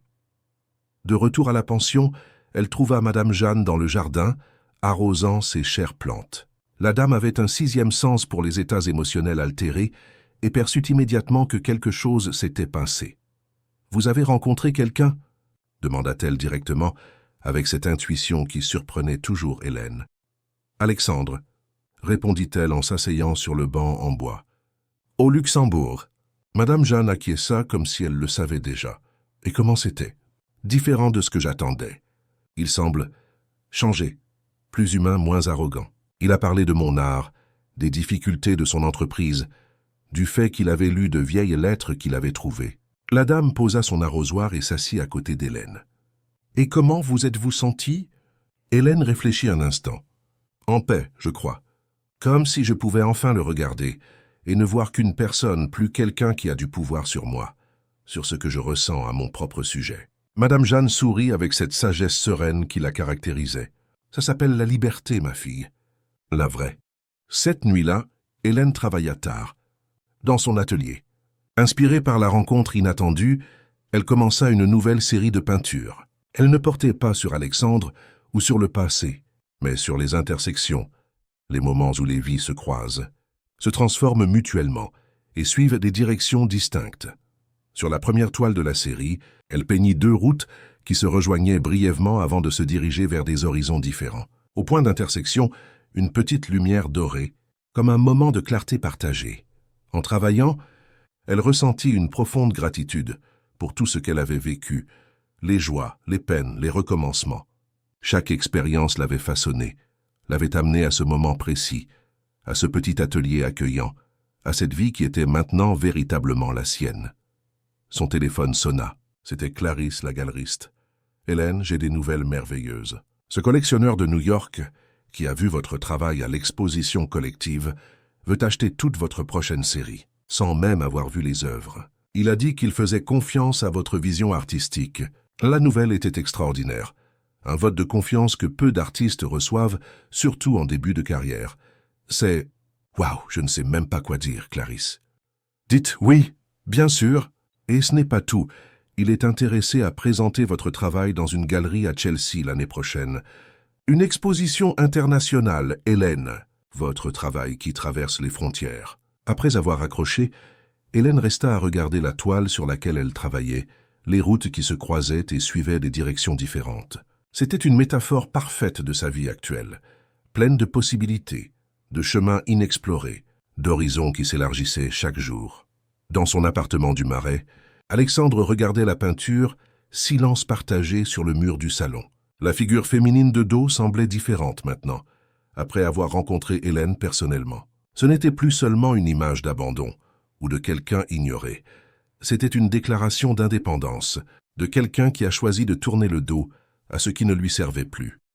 À côté du fauteuil où il était assis, il y avait une pile de dossiers de l'entreprise, de nouveaux projets à l'approche durable, des tentatives de reconstruire non seulement son image publique, mais quelque chose de plus profond et personnel. Au sommet de la pile, un catalogue ouvert montrait la prochaine exposition d'Hélène à la Galerie Perspective. Le vernissage aurait lieu dans 3 semaines. Alexandre prit son téléphone, regarda le numéro d'Hélène, envisagea d'appeler. Mais quelque chose le retint. Ce n'était pas le moment. Peut-être que ça ne le serait jamais. Certaines histoires n'ont pas de fin classique de réconciliation, et cela ne les rend pas moins précieuses ou significatives. Il reposa le téléphone et retourna à ses dossiers. Demain serait un autre jour, avec ses propres luttes et découvertes, pour tous les deux. Chapitre 6. Le vernissage. Les cartons d'invitation pour la première exposition personnelle. D'Hélène à la galerie. Perspective étaient des œuvres d'art en eux-mêmes. De petites reproductions d'une de ses peintures, imprimées sur un papier spécial avec des détails dorés. Clarisse avait insisté pour faire quelque chose de mémorable, quelque chose qui annoncerait l'arrivée d'une nouvelle voix importante sur la scène artistique parisienne. Nous ne créons pas seulement une exposition, mais un moment, expliqua la galeriste alors qu'elle finalisait les préparatifs. Je veux que les gens se souviennent où ils étaient quand ils ont vu Hélène Martin pour la première fois. L'exposition intitulée « Traversée » rassemblait 25 œuvres qui retracèrent le parcours artistique et personnel d'Hélène au cours de la dernière année. Des premières toiles créées dans la petite chambre de la pension jusqu'aux plus récentes, produites spécialement pour cette exposition. La pièce maîtresse était un triptyque monumental qui occupait un mur entier de la galerie.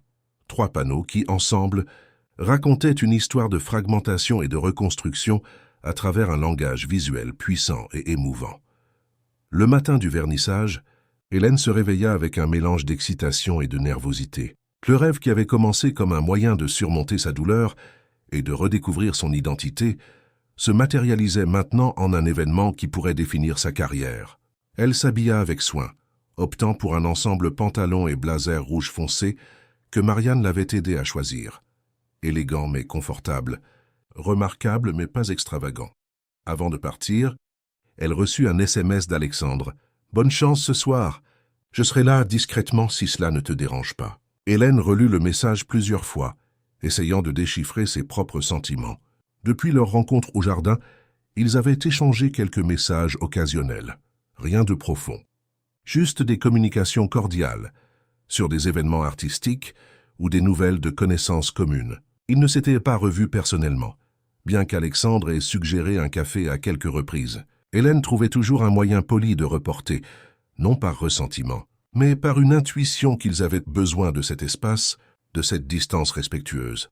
Elle répondit simplement « Merci, tu seras le bienvenu ». Elle arriva à la galerie de Saint-Germain-des-Prés 3 heures avant l'ouverture officielle. Clarisse et son équipe travaillaient déjà aux derniers ajustements, éclairage, cartels, brochures. La galeriste serra Hélène chaleureusement dans ses bras. « Nerveuse ?» demanda-t-elle avec un sourire complice. « Un peu », admit Hélène. « J'ai l'impression de présenter un morceau de mon âme au jugement du public. » Clarisse acquiesça avec compréhension. « C'est exactement ce que tu fais. Et c'est pourquoi ton travail résonne si profondément. Il y a de la vérité, de la vulnérabilité. Ne t'inquiète pas, les gens le sentiront. » Les heures passèrent rapidement, avec les ajustements de dernière minute. Hélène parcourut l'espace à plusieurs reprises, observant comment ses œuvres dialoguaient entre elles, comment elles racontaient une histoire collective plus grande que chaque pièce individuelle. C'était étrange de voir son travail dans cet environnement sophistiqué, si différent de l'humble atelier de la pension Les Glycines. À 19 heures, les premiers invités commencèrent à arriver. Critiques d'art, collectionneurs, artistes, journalistes spécialisés, personnalités influentes du monde culturel parisien. Hélène les accueillait aux côtés de Clarisse, essayant de garder son sang-froid, alors que des personnes qu'elle ne connaissait auparavant que de nom louaient son travail et posèrent des questions sur sa technique, son inspiration et son parcours. Madame Jeanne arriva accompagnée de Monsieur Antoine et des frères Dubois, tous vêtus de leurs plus beaux habits. clairement hors de leur élément dans cet environnement sophistiqué, mais fiers et émus pour Hélène. « Ma petite », dit Madame Jeanne en la serrant dans ses bras, les yeux humides. « Regarde tout ça, c'est ton moment. » Hélène ressentit une vague de gratitude pour cette femme qui avait été bien plus qu'une logeuse, un mentor, un guide, presque une mère à une période cruciale de sa vie. « Rien de tout cela n'existerait sans vous, Madame Jeanne, » répondit-elle avec sincérité. « C'est vous qui m'avez donné l'espace pour grandir, pour me retrouver. » La dame secoua la tête en souriant. « Je n'ai fait qu'arroser la graine. La floraison est entièrement la vôtre. » La festa biti. Marianne arriva peu après, accompagnée d'un groupe d'étudiants de la faculté de médecine, devenus des habitués de l'atelier. La jeune femme qui avait commencé comme élève et était maintenant pratiquement l'associée d'Hélène, circulait dans l'espace avec fierté, expliquant les œuvres à ceux qui s'y intéressaient. Vers 20 heures, alors que la galerie était déjà bondée, Hélène le vit. Alexandre se tenait discrètement dans un coin, observant le triptyque central. Il portait un simple costume sombre, sans l'ostentation qui caractérisait habituellement son apparence lors des événements sociaux. Il semblait plus mince, plus réservé. Hésitant brièvement, Hélène décida de s'approcher. « Merci d'être venu », dit-elle en se plaçant à côté de lui. Alexandre se tourna, surpris, comme s'il ne s'attendait pas à ce qu'elle vienne le trouver. « L'exposition est magnifique. Félicitations. Qu'en penses-tu » demanda-t-elle, désignant le triptyque qu'il observait. L'œuvre, intitulée « Métamorphose », montrait 3 étapes d'une transformation. Dans le premier panneau, une figure féminine au ton sombre semblait se dissoudre en fragments. Dans le deuxième, les fragments flottaient dans un espace ambigu, ni se défaisant complètement ni se rassemblant. Dans le troisième, une nouvelle forme émergeait, non identique à l'original, mais clairement dérivée d'elle, dans des couleurs vibrantes et des coups de pinceau confiants. Alexandre étudia l'œuvre longuement avant de répondre. « Ah, c'est puissant, douloureux et plein d'espoir à la fois. Ça fait penser aux possibilités, à la façon dont nous nous terminons et recommençons, jamais tout à fait les mêmes. » Hélène fut sincèrement surprise par la profondeur de l'observation. L'Alexandre qu'elle avait connu manifestait rarement une telle sensibilité pour l'art ou les émotions. « C'est exactement ça, » confirma-t-elle. Un bref silence s'installa entre eux, non pas inconfortable, mais chargé de significations non exprimées. « J'ai appris que tu réorientais l'entreprise, » commenta Hélène. « J'ai lu un article sur le projet de logement durable dans l'Est parisien. » Les yeux d'Alexandre s'illuminèrent. « Oui, nous essayons une approche complètement différente. Des constructions à faible impact environnemental, intégrées aux besoins de la communauté locale. C'est un chemin difficile, surtout dans le contexte actuel, mais plus gratifiant. Ça semble important. C'est ma tentative de construire quelque chose qui a un sens, pas seulement un profit, admit-il. J'apprends encore. » Un serveur passa offrant des coupes de champagne. Ils en prirent une chacun. « On trinque » suggéra Alexandre en levant son verre. « À quoi » Il réfléchit un instant. « Au nouveau départ. Et à apprendre du passé sans en être prisonnier. » Hélène acquiesça, touchant légèrement son verre contre le sien. « Au nouveau départ. » Avant qu'il ne puisse poursuivre la conversation, Clarisse apparut, accompagnée d'un homme d'âge mûr à l'accent américain. « Hélène, voici Richard Coleman, le collectionneur de New York dont je t'ai parlé. Il est absolument enchanté par ton travail. » Les heures suivantes furent un tourbillon de présentations, de conversations sur l'art, de négociations discrètes sur les ventes et de possibles expositions futures. Hélène remarqua qu'Alexandre s'était poliment éloigné, lui laissant l'espace pour profiter de son moment de triomphe professionnel. Le vernissage fut un succès sans équivoque. 4 œuvres furent vendues le soir même, et Clarisse reçut des marques d'intérêt de plusieurs galeries internationales. Un critique influent du Figaro promit un article approfondi pour le cahier culturel du dimanche. Alors que les derniers invités commençaient à partir, il était déjà plus de minuit. Hélène était épuisée mais euphorique, encore en train de digérer tout ce qui s'était passé. Clarisse la serra dans ses bras, enthousiaste. « Tu as réussi, Hélène. Ce n'est que le début. » Après avoir aidé l'équipe de la galerie à organiser quelques affaires, Hélène sortit dans la nuit fraîche de Paris. Elle fut surprise de voir Alexandre qui attendait sur le trottoir, à côté de sa voiture. « Je pensais que tu étais déjà parti. » commenta-t-elle en s'arrêtant à quelques pas de lui. « Je voulais te féliciter une fois de plus, » répondit-il, « et te proposer de te raccompagner si tu as besoin. » Hélène hésita. Une partie d'elle voulait maintenir la distance émotionnelle de sécurité qu'elle avait établie. Une autre partie était curieuse de ce nouvel Alexandre, du chemin qu'il semblait lui aussi parcourir. « Un café », suggéra-t-elle de manière inattendue. « Je connais un endroit rue Mouffetard qui reste ouvert toute la nuit. » Le café se trouvait dans une rue latérale, un petit établissement chaleureux fréquenté par des artistes et des étudiants. Ils s'assirent à une table discrète au fond, commandant des cappuccinos et une part de tarte aux pommes à partager.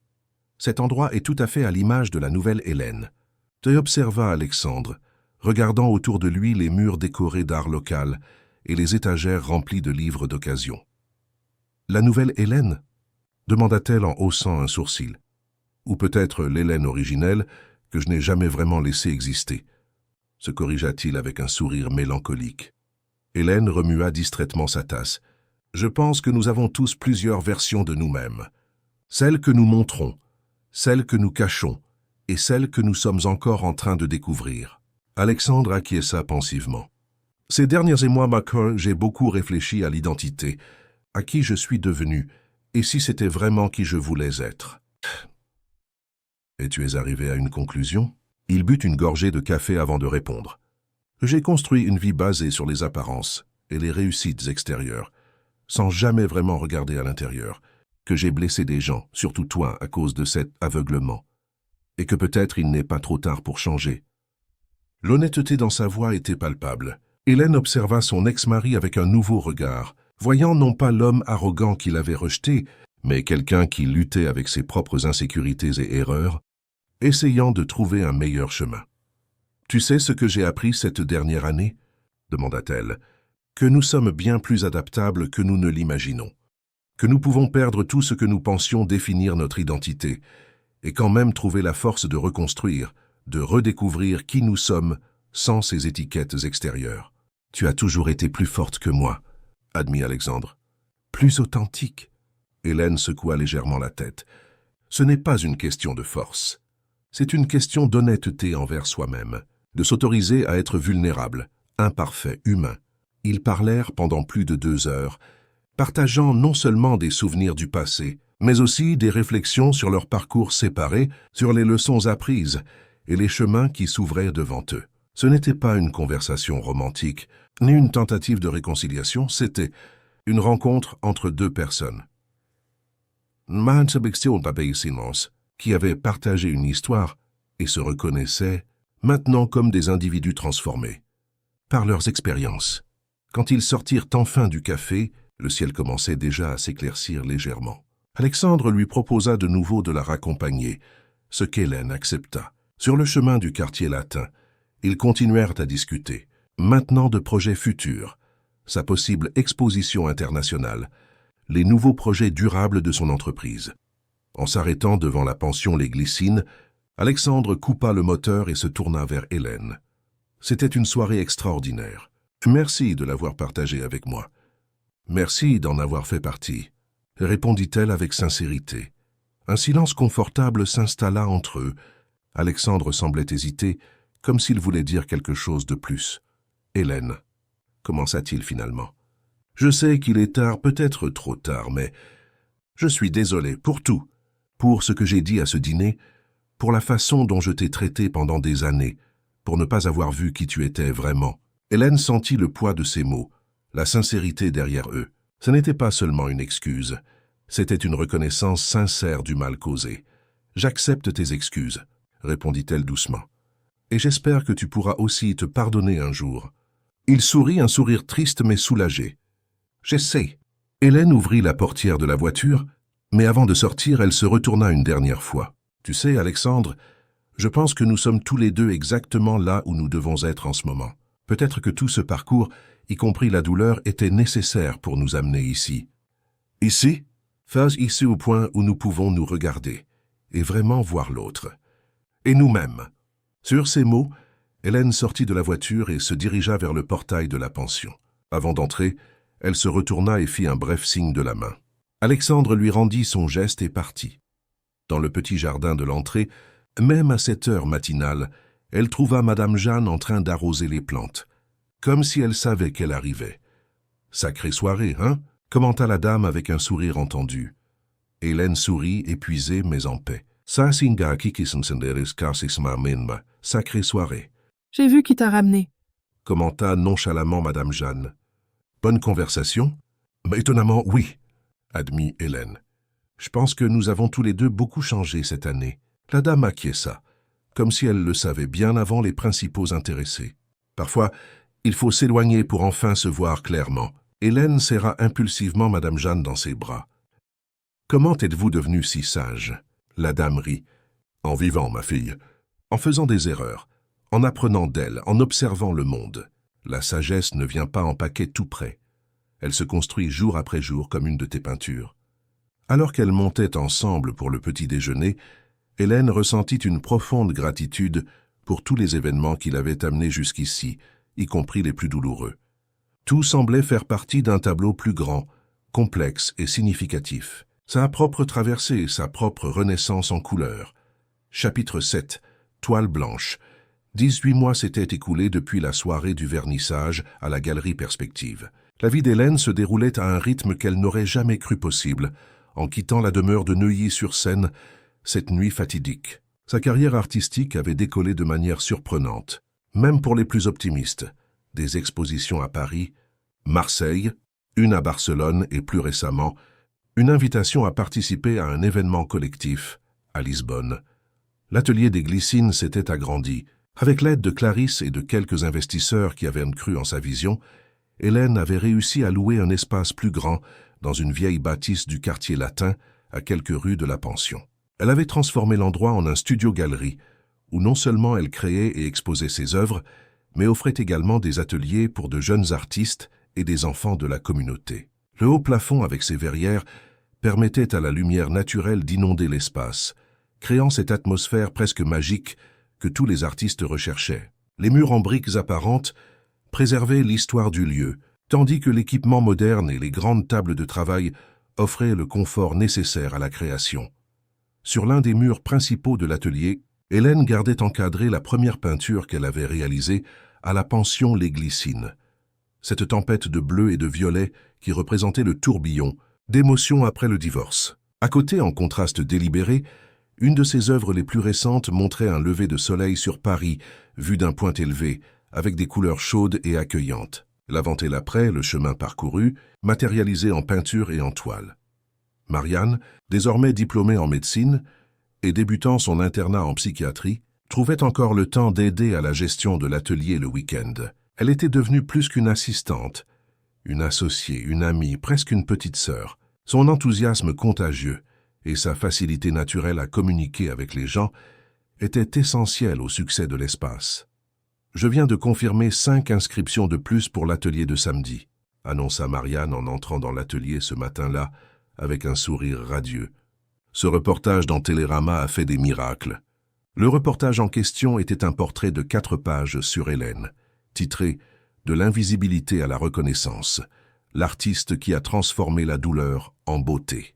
L'article mettait en lumière non seulement son travail artistique, mais aussi le programme social qu'elle avait développé, offrant des cours gratuits aux enfants de quartiers défavorisés. « Super !» répondit Hélène en souriant. « Il nous faudra plus de matériel. Tu peux demander à Monsieur Dubois de livrer plus de toiles et de peintures d'ici vendredi. »« Oh, c'est déjà fait !» cligna Marianne, toujours avec une longueur d'avance. Et devine qui a appelé pour programmer une visite privée de l'atelier. Regina Fonseca, la conservatrice du MAM. Hélène faillit laisser tomber le pinceau qu'elle tenait.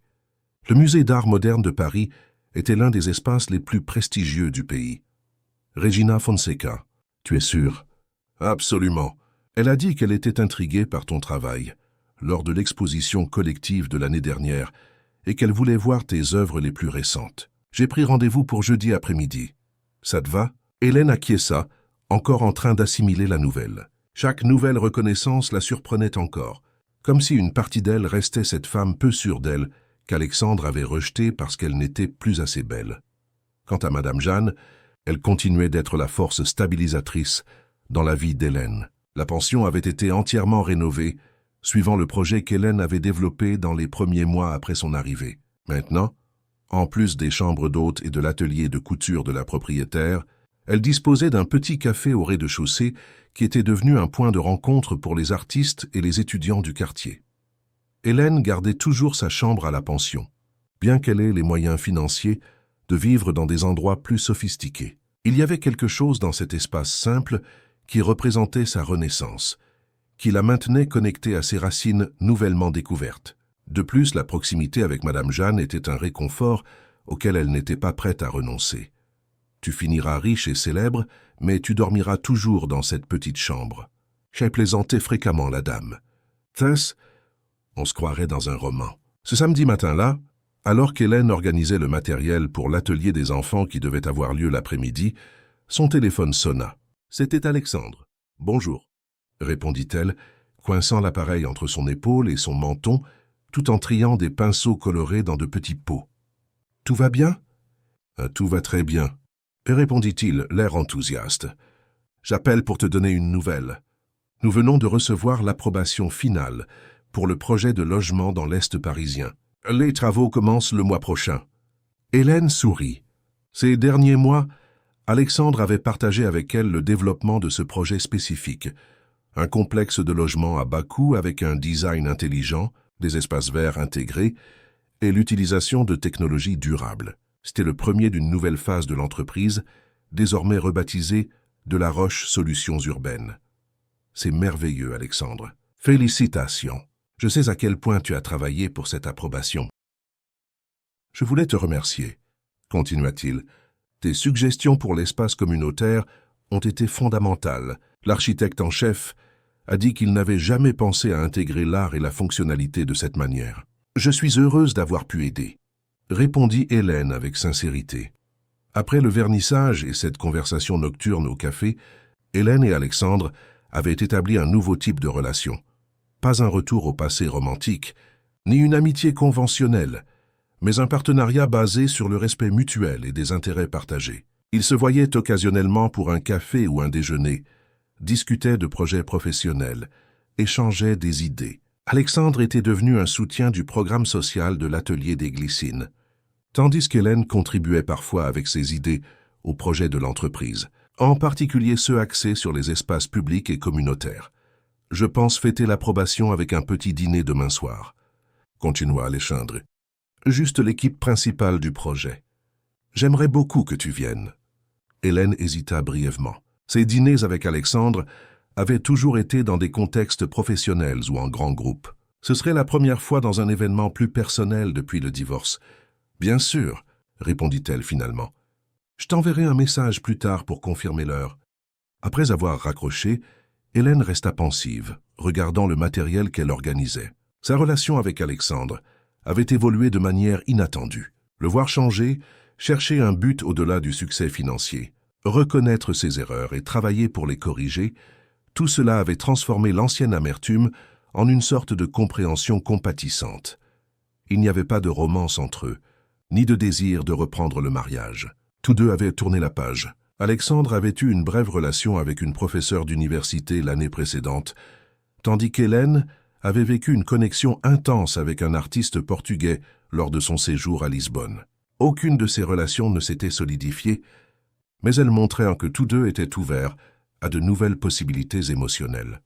L'après-midi, pendant l'atelier des enfants, Hélène observait les petits peindre librement, créant des mondes colorés sur leurs petites toiles. Parmi eux se trouvait Louise, une fillette de 9 ans qui fréquentait le programme social de l'atelier depuis le début. Fille d'une femme de ménage qui travaillait dans le quartier, Louise montrait un talent extraordinaire qu'Hélène avait aidé à développer.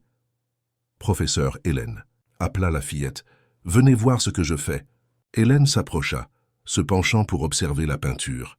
Louise avait créé une scène incroyable, un jardin coloré où des personnes de tous âges cultivèrent des fleurs exubérantes. « C'est magnifique, Louise. Raconte-moi. » La fillette sourit, fière. C'est le jardin des recommencements. Chaque fleur représente une personne qui a perdu quelque chose d'important, mais qui a trouvé une nouvelle façon de fleurir. Hélène sentit une boule dans sa gorge. La sagesse des enfants la surprenait toujours, leur capacité à saisir des vérités profondes et à les exprimer avec une simplicité déconcertante. Et ces personnes ici, demanda-t-elle, désignant deux silhouettes travaillant de part et d'autre du jardin, mais dont les fleurs s'entrelaçaient au centre. « Ah, c'était un couple », expliqua Louise avec naturel. « Maintenant, ils ne le sont plus, mais leurs fleurs se parlent encore, elles cèdent encore à pousser, comme vous et le monsieur, qui est venu la semaine dernière. » Hélène cligna des yeux, surprise. Alexandre avait visité l'atelier la semaine précédente pour voir le programme social en action, envisageant de mettre en place quelque chose de similaire dans le centre communautaire du nouveau projet. « Monsieur Alexandre ?» Louise acquiesça. « Oui, vous n'êtes pas ensemble, mais vous n'êtes pas séparés non plus. C'est différent, mais c'est quand même beau. Non béas. » Hélène serra la fillette dans ses bras, ça émue par la perception aiguë que seule une enfant pouvait avoir. « Vous savez que vous êtes la première professeure à m'avoir dit que je pouvais être une vraie artiste ?» continua Louise, tout en ajoutant des détails à sa peinture. « Maman disait toujours que l'art ne rapporte pas d'argent, que je devrais penser à devenir médecin ou avocate. » Hélène sourit, se souvenant de conversations similaires avec ses propres parents lorsqu'elle avait décidé d'étudier l'architecture. « Et que lui as-tu dit ?»« Je lui ai montré le reportage sur vous dans le magazine. » répondit Louise avec un sourire malicieux. « Maintenant, elle dit que je peux être artiste, mais que je dois être célèbre comme la professeure Hélène. » Les autres enfants commencèrent à appeler Hélène pour lui montrer leurs travaux. Elle circula dans la salle, offrant des conseils, des compliments sincères et de petites suggestions. C'était surprenant de voir à quel point ce travail l'épanouissait d'une manière qu'elle n'avait jamais imaginée. Voir les yeux des petits artistes briller lorsqu'ils découvraient de nouvelles possibilités, de nouvelles formes d'expression, c'était un type de satisfaction que l'argent ou le statut social ne pourraient jamais acheter. Le dimanche soir, Hélène se préparait pour le dîner chez Alexandre. Elle avait opté pour une robe simple mais élégante, dans les tons vert émeraude, avec un collier artisanal qu'elle avait acheté dans un marché de créateurs. Ses cheveux, maintenant à la hauteur des épaules et avec des mèches caramel, étaient lâchés en ondulation naturelle. Le maquillage léger ne faisait que rehausser ses traits. Elle se regarda dans le petit miroir de la chambre, un nouveau qu'elle avait acheté des mois après que l'ancien soit tombé et se soit brisé. Ce n'était pas un miroir en pied, juste un simple rectangle au mur, suffisant pour se voir, pas pour se perdre dans une auto-analyse obsessionnelle comme elle le faisait à l'époque avec Alexandre. Ce qu'elle voyait maintenant, c'était une femme de 40 ans, avec des rides d'expression qui racontaient des histoires de rires et de larmes, des yeux vifs qui reflétaient la curiosité et la compassion, un corps qui portait les marques naturelles du temps, pas un mannequin de magazine, mais une personne réelle, vibrante, présente, belle dans son authenticité. Avant de sortir, elle reçut un message de Clarisse. « Confirmé. Ton exposition personnelle à Enormize aura lieu en septembre de l'année prochaine. Je t'enverrai les détails demain. » « Félicitations !» Hélène s'assit sur le bord du lit, regardant le message avec un mélange d'excitation et d'incrédulité. New York. Une exposition solo dans une galerie renommée. Le genre d'opportunité dont les jeunes artistes ne font que rêver. Son premier réflexe fut d'appeler Alexandre pour partager la nouvelle. Elle s'arrêta, réalisant le symbolisme de ce réflexe. Il avait été sa première pensée dans les moments de joie pendant tant d'années, un réflexe conditionné qui persistait même après tout ce qu'ils avaient vécu. Elle décida d'attendre et de le lui dire en personne au dîner. Sur le chemin de l'appartement d'Alexandre, le chauffeur de VTC commenta le trafic typique du dimanche soir à Paris. Le retour des Parisiens qui avaient passé le week-end à l'extérieur, créant des embouteillages même à des heures normalement calmes. « Vous êtes d'ici, madame ?» demanda le chauffeur, cherchant à engager la conversation. « Oui, » répondit Hélène, « née et élevée ici. C'est que vous avez un air différent. On dirait une artiste ou quelque chose comme ça. » Hélène sourit. « Je suis artiste peintre. »« Ah tiens, ma fille étudie les arts à l'ENSBA. Qui sait, un jour elle exposera dans des galeries comme vous. Karasu Naritoste. Comment s'appelle-t-elle? Peut-être est-elle déjà passée par mon atelier. Cas Cecilia Rodriguez. Elle fait plutôt de la photographie numérique. Ces choses modernes. » Hélène prit une note mentale pour chercher le travail de la jeune femme. Elle aimait soutenir les artistes émergents, en particulier les femmes qui, comme elle le savait par expérience, faisaient face à des défis supplémentaires dans le domaine artistique. Alexandre vivait maintenant dans un appartement du quartier de Saint-Germain-des-Prés, plus petit et moins prétentieux que la demeure de Neuilly ou l'appartement en duplex qu'il avait partagé avec Laetitia. C'était un endroit chaleureux, avec des meubles en bois sombre, beaucoup de livres et, Hélène le remarqua en entrant, plusieurs œuvres d'art soigneusement sélectionnées. « Ton appartement est très agréable », commenta-t-elle, alors qu'il la guidait dans le salon. « Il te ressemble vraiment. » Alexandre sourit, clairement satisfait du commentaire. « J'ai mis du temps à comprendre qu'une maison n'a pas besoin d'être une déclaration de statut. Elle doit juste refléter qui nous sommes, ce que nous aimons. » Hélène observa que parmi les œuvres d'art au mur, il n'y avait pas seulement sa peinture, silence partagé, mais aussi des travaux d'artistes indépendants, des pièces artisanales de différentes régions de France, et même un tableau clairement peint par un enfant, avec la signature « Pour tonton Alexandre » de Louise. Dans le coin inférieur, « Louise t'a donné un tableau ?» demanda-t-elle surprise et touchée. Alexandre sourit, regardant l'œuvre enfantine avec une affection évidente. « Le dernier jour où j'ai visité l'atelier. Elle a dit que c'était pour que je me souvienne que tout le monde peut refleurir, même après la tempête. Cette petite a un don pour les mots, en plus de la peinture. Que c'est vrai, n'est-ce pas ?» Hélène s'approcha pour mieux examiner le tableau. Une représentation colorée et expressive d'un cerisier en fleurs sous la pluie. « J'ai parlé à sa mère la semaine dernière. J'essaie de la convaincre de laisser Louise participer à un programme spécial pour jeunes talents aux beaux-arts. Ce serait avec une bourse complète. Et elle a accepté. Elle y réfléchit encore. Elle a peur que sa fille se crée des attentes irréalistes sur le monde de l'art. » Alexandre acquiesça, pensif. « Je comprends son inquiétude, mais ce serait dommage de gâcher un talent comme celui de Louise. » La conversation fut interrompue par l'arrivée des autres invités, la petite équipe qui avait travaillé sur le projet de logement de l'Est parisien. Hélène connaissait certains d'entre eux de réunions précédentes. Béatrice, l'ingénieur environnemental aux idées novatrices sur le recyclage de l'eau, Carlos, l'architecte en chef diplômé de la Villette, avec un intérêt particulier pour les logements sociaux. Teresa, la leader communautaire qui avait été essentielle pour comprendre les besoins réels des futurs résidents. Le dîner, préparé par Alexandre lui-même, une autre surprise pour Hélène, qui ne l'imaginait pas à l'aise en cuisine, fut servi sur la grande terrasse avec vue sur le quartier. La conversation coula naturellement, passant du projet spécifique à des questions plus larges sur l'urbanisme, la durabilité et la responsabilité sociale. « Et quand est-ce que tu parles de New York à tout le monde ?»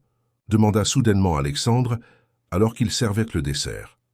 Hélène le dévisagea surprise. « Comment le sais-tu » Et il sourit, un peu embarrassé.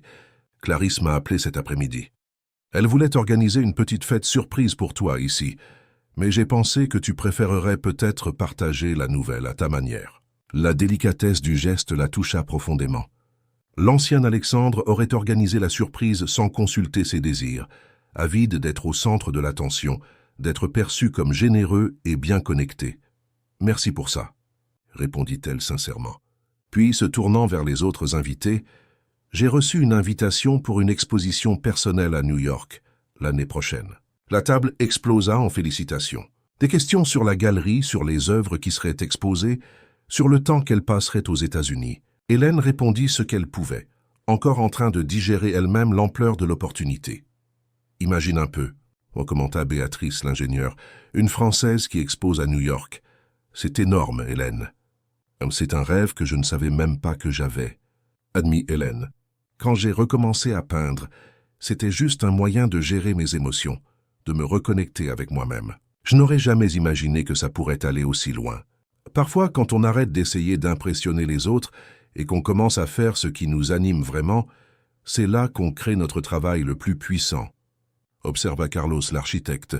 « Du moins, c'est ce qui m'est arrivé. J'ai passé des années à concevoir des maisons de luxe qui ne me disaient rien, jusqu'à ce que je commence à travailler sur le logement social et que je découvre ma véritable vocation. » Hélène remarqua qu'Alexandre l'observait de l'autre côté de la table, un regard qui mêlait admiration et peut-être une touche de nostalgie. Il leva son verre dans un toast silencieux, juste pour elle, et Hélène lui rendit le geste, ressentant une vague de gratitude d'être tous deux exactement là où ils devaient être. Plus tard, quand les autres invités furent partis, Hélène aida Alexandre à ranger la cuisine. Ils travaillaient dans une synchronie confortable, résultat d'années de vie commune, et d'un nouveau type de partenariat qu'ils avaient construit. Je suis vraiment heureux pour toi. Commenta-t-il en rangeant les derniers verres. New York, c'est incroyable, Hélène. Tu le mérites. Ça semble encore irréel, admit-elle. Cette nuit-là, au ciel de Paris, si quelqu'un m'avait dit que moins de 2 ans plus tard, je me préparerais pour une exposition internationale. Alexandre devint soudainement sérieux. Cette nuit-là, je pense parfois que c'était la pire version de moi-même. Et peut-être la meilleure chose qui pouvait m'arriver, même si ça n'en avait pas l'air à l'époque, compléta Hélène. C'est étrange comme la vie fonctionne, n'est-ce pas? Il s'assira sur la terrasse de l'appartement, contemplant la ville illuminée. La nuit était claire, une rareté à Paris avec quelques étoiles visibles malgré la pollution lumineuse. Le silence entre eux était confortable, comme il ne peut l'être qu'entre des personnes qui se connaissent profondément et ont dépassé le besoin de combler les vides avec des mots. « Tu sais ce que Louise a dit ?» commenta Hélène, se remémorant la conversation avec sa petite élève, que nous sommes comme 2 personnes qui ne sont pas ensemble, mais qui ne sont pas séparées non plus, que nos fleurs se parlent encore. Alexandre sourit. Cette petite a le don des mots. Elle devrait écrire, en plus de peindre. C'est peut-être qu'elle fera les 2. Hélène but une gorgée du vin qui restait dans son verre. Parfois, je pense que les enfants voient les choses plus clairement que nous. Ils n'ont pas autant de filtres, autant de couches de protection. Comme ta peinture, Amanj observa Alexandre. Celle que j'ai achetée à la vente aux enchères, silence partagé. Je l'ai toujours, tu sais. Maintenant, elle est sur le mur de ma chambre. Ah, même après tout ce temps. Il acquiesça. Elle me rappelle d'où je viens, ce que j'ai appris, comment il faut parfois perdre quelque chose de précieux pour en comprendre la vraie valeur. Un silence confortable s'installa entre eux. Ce n'était pas le silence tendu des dîners formels pendant leur mariage, ni le silence gênant de cette dernière nuit au restaurant. C'était un silence partagé, rempli de compréhension mutuelle et d'acceptation. « J'ai pensé, » commença Alexandre hésitant, à accepter cette invitation à donner des cours à l'école d'architecture, sur les projets durables et la responsabilité sociale dans la construction. « Vraiment ?» Hélène le regarda avec surprise. Alexandre avait toujours rejeté l'idée d'enseigner, considérant cela comme une perte de temps, ou quelque chose pour ceux qui ne savent pas faire. « Je pense que j'ai quelque chose à partager maintenant, » dit-il en haussant les épaules, presque timidement. « J'ai beaucoup appris ces dernières années, surtout sur ce qu'il ne faut pas faire.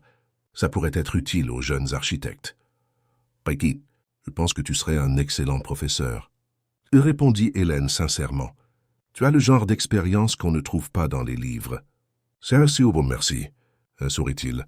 « Ça signifie beaucoup venant de toi. » Ils restèrent encore un moment à discuter de projets futurs, son exposition à New York, le début des travaux de son projet de logement, la possibilité d'étendre le programme social de l'atelier des glycines, non pas comme un couple planifiant un avenir commun, mais comme 2 personnes qui se souciaient sincèrement des chemins de l'autre. « Je crois que je vais y aller, » dit finalement Hélène en se levant. « Demain, j'ai une réunion tôt avec Clarisse pour discuter des détails de l'exposition. » Alexandre la raccompagna jusqu'à la porte. Avant de sortir, Hélène se tourna vers lui. « Merci pour la soirée. Et encore félicitations pour le projet. C'est un travail important que tu fais. Merci d'en faire partie. » lui répondit Alexandre. « Tes idées ont été, transformatrices. » Ils se regardèrent un instant, reconnaissant silencieusement le chemin qu'ils avaient parcouru, séparés mais d'une certaine manière connectés par une histoire partagée et un respect nouvellement découvert. « Bonne nuit, Alexandre. » Faire sa bosse nuit. Et Hélène, sur le chemin du retour, alors que le taxi traversait les rues illuminées de Paris, Hélène réfléchit aux étranges chemins que la vie pouvait prendre. 2 ans plus tôt, elle croyait que son monde s'était effondré dans ce restaurant cher avec les mots cruels d'Alexandre. Maintenant, elle comprenait que cette fin n'avait été que le début de quelque chose de nouveau, d'inattendu et d'infiniment plus vrai. Elle pensa à toutes les personnes qui étaient entrées dans sa vie depuis. Madame Jeanne avec sa sagesse tranquille, Marianne avec son enthousiasme contagieux, Clarisse avec sa vision professionnelle, les enfants du programme social avec leur créativité sans filtre. Chacune d'elles avait contribué à la femme qu'elle était devenue, à l'artiste qui s'épanouissait. Et Alexandre, il avait aussi un rôle dans cette histoire, pas seulement comme le méchant qui l'avait blessé, mais aussi comme quelqu'un qui, à sa manière, essayait de se racheter, de grandir, de trouver un sens. Ce n'était pas une histoire d'amour réconcilié, comme dans les romans conventionnels. C'était quelque chose de plus complexe, de plus réel, une histoire de deux personnes qui s'étaient fait du mal, mais qui parvenaient maintenant à voir au-delà de cette douleur, reconnaissant la valeur que chacun apportait au monde. La semaine suivante, dans son atelier agrandi, Hélène commença à travailler sur une nouvelle série pour l'exposition de New York. Le thème qu'elle avait choisi était « Constellation », explorant comment les personnes, les événements et les circonstances se connectaient pour former des motifs significatifs, même lorsqu'ils semblaient aléatoires ou douloureux. La première toile de la série montrait un ciel nocturne au-dessus de Paris, avec des étoiles formant des dessins qui ne correspondaient pas aux constellations traditionnelles, mais créaient leur propre récit. Dans le coin inférieur, presque imperceptible à première vue, deux silhouettes observèrent le ciel depuis des points différents de l'horizon, contemplant le même motif stellaire. Elle travailla sur la peinture pendant des jours, ajoutant des couches, ajustant les tons capturant cette qualité éthérée de la nuit parisienne. Quand elle considéra enfin l'œuvre comme terminée, elle s'assit pour la contempler de loin, comme elle le faisait toujours. « C'est sur vous deux, n'est-ce pas ?» La voix de Louise la surprit. La fillette était arrivée pour son cours particulier et observait la peinture avec attention. « Qu'est-ce qui te fait penser ça ?» demanda Hélène, curieuse de la perception de la jeune fille. « Les gens qui regardent le même ciel, mais d'endroits différents, » expliqua Louise, avec cette simplicité profonde que les enfants possèdent parfois. « C'est comme vous et tonton Alexandre. Vous n'êtes pas au même endroit, mais vous voyez les mêmes étoiles. » Hélène sourit, touchée une fois de plus par l'intuition aiguë de la fillette. « Tu as raison, c'est sur les connexions qui persistent, même quand les gens suivent des chemins séparés. »« Comme mes parents, » dit Louise en hochant la tête, avec l'air de quelqu'un qui comprend parfaitement. « Ils n'habitent nos pas ensemble, mais ce sont mes parents pour toujours. La connexion ne s'arrête pas. » Hélène serra la petite artiste dans ses bras, ressentant une vague de gratitude pour cette sagesse innocente qui, souvent, était plus éclairante que des années de thérapie ou des livres de développement personnel. Madame Jeanne, qui visitait maintenant fréquemment l'atelier pour prendre le thé et observer Hélène travailler, étudia la peinture avec attention quand elle arriva plus tard dans la journée. « C'est beau », commenta la dame en ajustant ses lunettes pour mieux voir les détails. « Ça me rappelle quelque chose que ma grand-mère disait. »« Que disait-elle » demanda Hélène en nettoyant un pinceau. « Que parfois il faut prendre du recul pour voir le dessin complet. De près, on ne voit que des points séparés. De loin, les constellations apparaissent. » Et Hélène sourit, touchée une fois de plus par la sagesse simple de la dame qui avait été fondamentale dans son parcours. « Votre grand-mère devait être une femme très sage. »« Ça, elle l'était, » confirma Madame Jeanne. « Et elle aurait adoré voir ce que vous êtes devenus. Ce que vous êtes devenus tous les deux, en fait. » Hélène arrêta ce qu'elle faisait, regardant curieusement la dame. « Tous les deux, Yvou et Alexandre. Tous deux si différents de ce que vous étiez quand vous vous êtes rencontrés, et de ce que vous étiez quand vous vous êtes séparés. C'est toute une histoire, n'est-ce pas ?» Hélène réfléchit un instant, pensant au jeune homme ambitieux et superficiel qu'Alexandre avait été, à la femme peu sûre d'elle et effacée qu'elle était devenue pendant le mariage, et aux personnes qu'ils étaient devenus après la séparation. « Oui, » acquiesça-t-elle finalement. « Ferso, c'est toute une histoire. » Elle se retourna vers la toile, ajoutant un autre point de lumière au ciel étoilé. Chaque coup de pinceau était délibéré, significatif, tout comme chaque expérience de sa vie avait contribué à la personne qu'elle était devenue. Les douloureuses et les joyeuses, les pertes et les rencontres, tout faisait partie d'une constellation plus grande qui, seulement maintenant, avec la distance du temps, commençait à prendre sens. Le lendemain matin, elle reçut un message d'Alexandre. « Je me suis souvenu de quelque chose que tu as dit il y a très longtemps, sur l'architecture et l'art, que tous deux créent des espaces, les uns physiques, les autres émotionnels, que les gens peuvent habiter. Je crois que je comprends enfin ce que tu voulais dire. » Hélène sourit en lisant le message. Elle se souvenait vaguement de cette conversation, au début de leur relation, quand elle était encore une jeune architecte, passionnée par les possibilités, et lui un homme d'affaires en pleine ascension, ébloui par son idéalisme. Elle répondit simplement « Mieux que de comprendre, c'est de le vivre. Tu crées ces espaces maintenant. Elle rangea son téléphone et retourna à son travail. Par la fenêtre de l'atelier, elle pouvait voir un bout du ciel de Paris, le soleil du matin illuminant les vieux bâtiments du quartier latin. Quelque part dans cette même ville, Alexandre travaillait aussi, transformant ses propres erreurs en leçons, son ambition en but. Ils n'étaient plus ensemble, mais ils n'étaient pas non plus complètement séparés. Comme les étoiles de sa peinture, ils faisaient partie d'une constellation partagée, distants mais connectés, chacun brillant dans sa propre orbite, contribuant à un dessin plus grand qui transcendait leurs histoires individuelles. Quelques semaines plus tard, Hélène reçut une enveloppe par la poste. À l'intérieur, il y avait une invitation formelle pour la cérémonie de pose de la première pierre du projet de logement d'Alexandre, accompagnée d'une petite carte manuscrite. Pour l'artiste qui m'a appris à voir au-delà des apparences. Ta présence signifierait beaucoup. Hélène sourit, touchée par le geste. Elle confirmerait sa présence, bien sûr. Il était important d'être témoin des moments significatifs de l'autre, de célébrer les victoires, de reconnaître la croissance. Non pas comme un couple, mais comme deux personnes qui avaient partagé un chemin et se soutenaient maintenant à distance, comme ces silhouettes dans sa peinture, observant le même ciel étoilé depuis des points différents de l'horizon. L'exposition Constellation commençait à prendre forme. Chaque jour, de nouvelles toiles étaient achevées, chacune explorant différents aspects de l'interconnexion humaine. L'une d'elles, intitulée Renaissance, montrait un cocon s'ouvrant pour révéler non pas un papillon, comme on pourrait s'y attendre, mais une petite étoile, symbolisant comment les transformations les plus profondes nous amènent à découvrir notre lumière intérieure. C'est ma préférée jusqu'à présent, commenta Marianne, observant l'œuvre fraîchement terminée. La mienne aussi, acquiesça Hélène. Elle représente parfaitement ce que je veux dire avec cette série.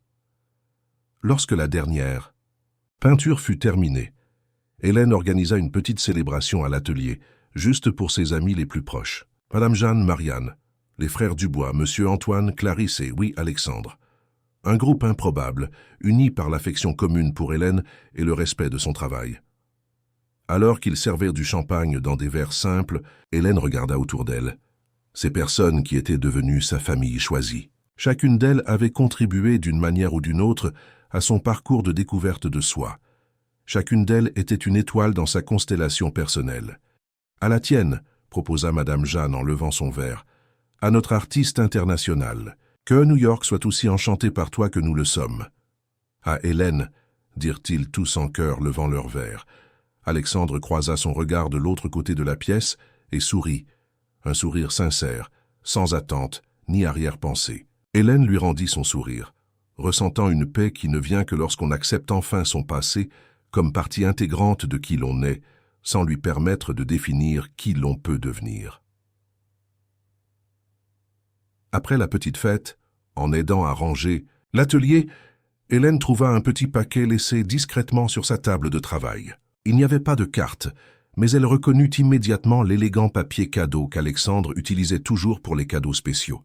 À l'intérieur, il y avait un cadre ancien et orné, le même que celui du miroir brisé qui était tombé le premier jour à la pension Les Glycines. Mais au lieu d'un nouveau miroir, le cadre encadrait maintenant une photographie en noir et blanc de l'atelier des Glycines, avec Hélène au centre, entourée de ses élèves, tous souriants, couverts de peinture, visiblement heureux. Dans le coin inférieur de la photo, écrit à la main d'une calligraphie élégante, on pouvait lire « Se voir à travers les yeux de ceux qui comptent vraiment ». Hélène traça le cadre du bout des doigts, sentant le poids symbolique de ce cadeau. Le cadre qui reflétait autrefois son insécurité encadrait maintenant son but, sa joie, sa véritable essence. Elle prit un nouveau pinceau, le trempa, dans une peinture bleu profond, et fit face à la toile blanche devant elle. Il y avait une histoire qui attendait d'être racontée, une histoire de perte et de découverte, de douleur et de renouveau. Son histoire. L'histoire d'Alexandre. L'histoire de tous ceux qui ont un jour eu besoin de se briser pour se reconstruire, plus fort et plus authentique. Au premier coup de pinceau, elle ressentit cette sensation familière d'expansion dans sa poitrine. La joie pure de la création, de l'expression véritable, de la liberté d'être exactement qui elle était. Le miroir brisé était resté dans le passé. Aujourd'hui, elle se voyait de l'intérieur, et cela suffisait.